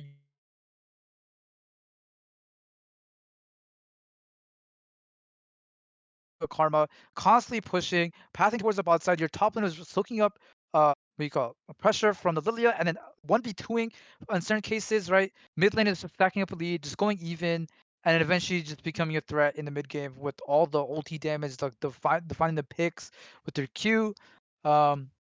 Honestly, really well played coming from T1 side. Macro geniuses, as I would put them. They've been doing this all throughout DMV so far. Actually they go into the finals, right? Yeah, that is them going to the grand finals. Wow. Okay. Yeah, I mean, they definitely look like the best team in DMV right now, based without a on doubt. gameplay. Yeah. Yeah, PWBY, on the other hand, will be waiting in the losers bracket. They still have 3 matches ahead of them, or before the other teams catch up. So they have some time to prepare, think about the new patch, see what they can do to fix up their mistakes. Yeah, well played to T1. That what are your thoughts on Crossbow shifting over to top lane? That was definitely a I think surprise. yeah, I think it was a great adaptation. You know, knowing that he can stomp that curb that I can't say the same, but he'll stomp that matchup. And I mean, we saw what maybe Camper didn't think that he was gonna win the matchup or something like that. Maybe not comfortable on the matchup, and they're like, yeah, we can just select the Olaf top. I love playing Olaf, and um, let me just try it out. And it's within the rules to do that. So Sundar Gunn didn't know what was coming towards him, and he ended up getting smoked like a Swisher pack. So um, yeah, I mean, yeah, look at chat, look at tournament. Tournament chat. Oh no. Camera on duty with the BM. All right. Well, Um, we will be heading over into their mhm. channel just to give a team-wide interview. Congratulate them for being the grand finalists. And yeah, we'll see what they have to say. Oh, Okay. all Mm. right. Congratulations to everyone here. You've won and you've gone over to the grand final, so you automatically secured the prizing. Whee! All The right. money I Well, put in is I'm I getting it got back. $5 maybe. Let's Yeah, I'm fucking getting the money I go. put in back. all right. Well, I want to reverse Congrats. back all the way back to game one. Obviously, that game was a bit more close than this one. What And happened in then that game? They go through me, honestly. I don't remember what happens 2 games ago. Only You remember move the one game at a previous time. game. Yeah. So game one, it came down to the big team fights. Both teams had a team fighting comps, and then we eventually see um, Crossbell and Autumn. Both of you land an amazing ult. We actually get a 4-man ult from Autumn. Yeah, what did she do, Habibi? Can you tell us? What? What is the how do No you comment. say that? How do you No say that? comment. No comment. No No comment. comment. No comment. No comment. Okay, well, We're moving on. We're moving. I'll say it for you. She smurfed her cock All off, as right. Habibi She would did say. do that. She I did didn't do say that. any. I didn't say Anyways, anything. for game two, you did have a Jesus bit more Christ, man. trouble. Jason the other and Pat Wang both popping off. But game three, very decisive lead. So I want to ask, what adaptation did you go into game three? Obviously, we saw the lane swap. What was the idea behind the draft plan and everything going forward? Well, you see, if I see someone blind pick Nasus into our team, I'm going to wholeheartedly, as the best top laner in this tournament, dumpster their entire team if you ever blind something like Nasus again. So I don't know. We kind of knew they were gonna first pick Nasus, and I think they also knew it too. But for some reason, they were okay with letting us do what we just did. So other than that, our bowling just fucking. I don't know what happened down there. They left Yeah. bot lane on an island and they put everything into top lane, and then top lane didn't go well. And then they're like, "Oh shit, our bot lane's getting screwed because of the matchup." Yeah. Winning lanes are OP. That is true. Yeah, Crossbow also, even despite having so much jungle pressure from the other side, ends up going for the 1v2 and ended up taking it. But yeah, was this choice kind of pre-planned, or was it something just in the spur of the moment? You see the Nasus and you're like, all right, I want a lane swap right now. I got demoted because I couldn't beat him. It was a little heated at the end of game 2. So I had trouble believing my Darius was struggling into Nasus, so I had to take it into my own hands. I see. End The of belt, story. the belt Don't worry, he came stepped out. it up for game 3. Both of our junglers on our team can outsmite Jason. It's actually there. crazy. Oh, that is true.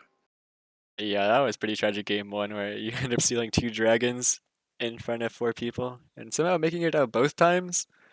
Um, No, I think he No, I died died this oh, time. once. That one. you sacrificed yourself the second time. But yeah, I mean, honestly, great flexibility. Ashish, do you have anything else you want us to comment on before we go Yeah, I further? wanted to ask on what's with the Zeri coming in 2 games, I think. And why'd you ban Samira the second game? You mean the Well, third game? Was it third game? Oh, Yes, okay, sir. yeah, third game. Yeah, third game. I mean, Zeri's kind of OP right now. She's a 55% win rate, and she's Zeri, so that's pretty big. But then And you got also, your shit tossed by the Samira matchup. So what happened there? well, you see, Uh, we have to make it interesting and bring out a game 3. So Okay. that's what happened there. And also, you saw what he did. He literally DC'd me. I can't do anything about that. Yeah, that was And yeah. like it's PWBY has he can play some mirror. Sometimes he can play a champion. He can play a champion. I mean, it was looking pretty rough for game 2, where you had the Wukong and Yeah. Samira both spinning to winning your team. Mhm.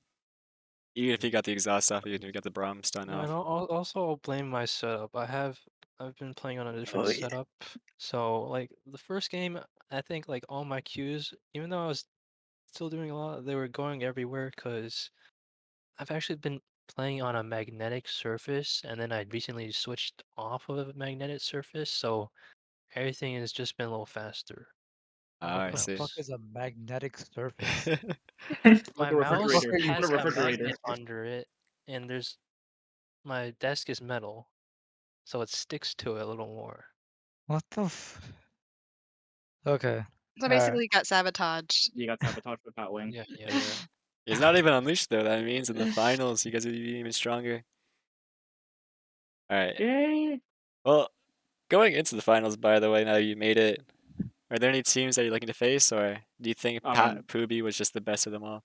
I don't know. Hibernate for 2 weeks. Call us in 2 weeks. Just let us know who we're playing. We'll beat them. All right. Well, at least we can talk about the path going there. So I think I may have talked with Jonah before, and you even had doubts going into the last week's series versus Straight Eighth. And yeah, you made it this far. So I mean, has it just been the team growing alongside each other, or is it just, I don't know, maybe you just play well on game day? Probably both. But I think I learned that the less we scrim, the better we play. So we're actively choosing to not scrim. I guess I don't know. Is that true? Don't say that. Well, okay, but We're like we're just game winning. day So performers. yeah, we're actually just game We're day just performers. trying stuff in scrims, you know? Yeah. We're limit We're testing. like G2. We don't try in scripts.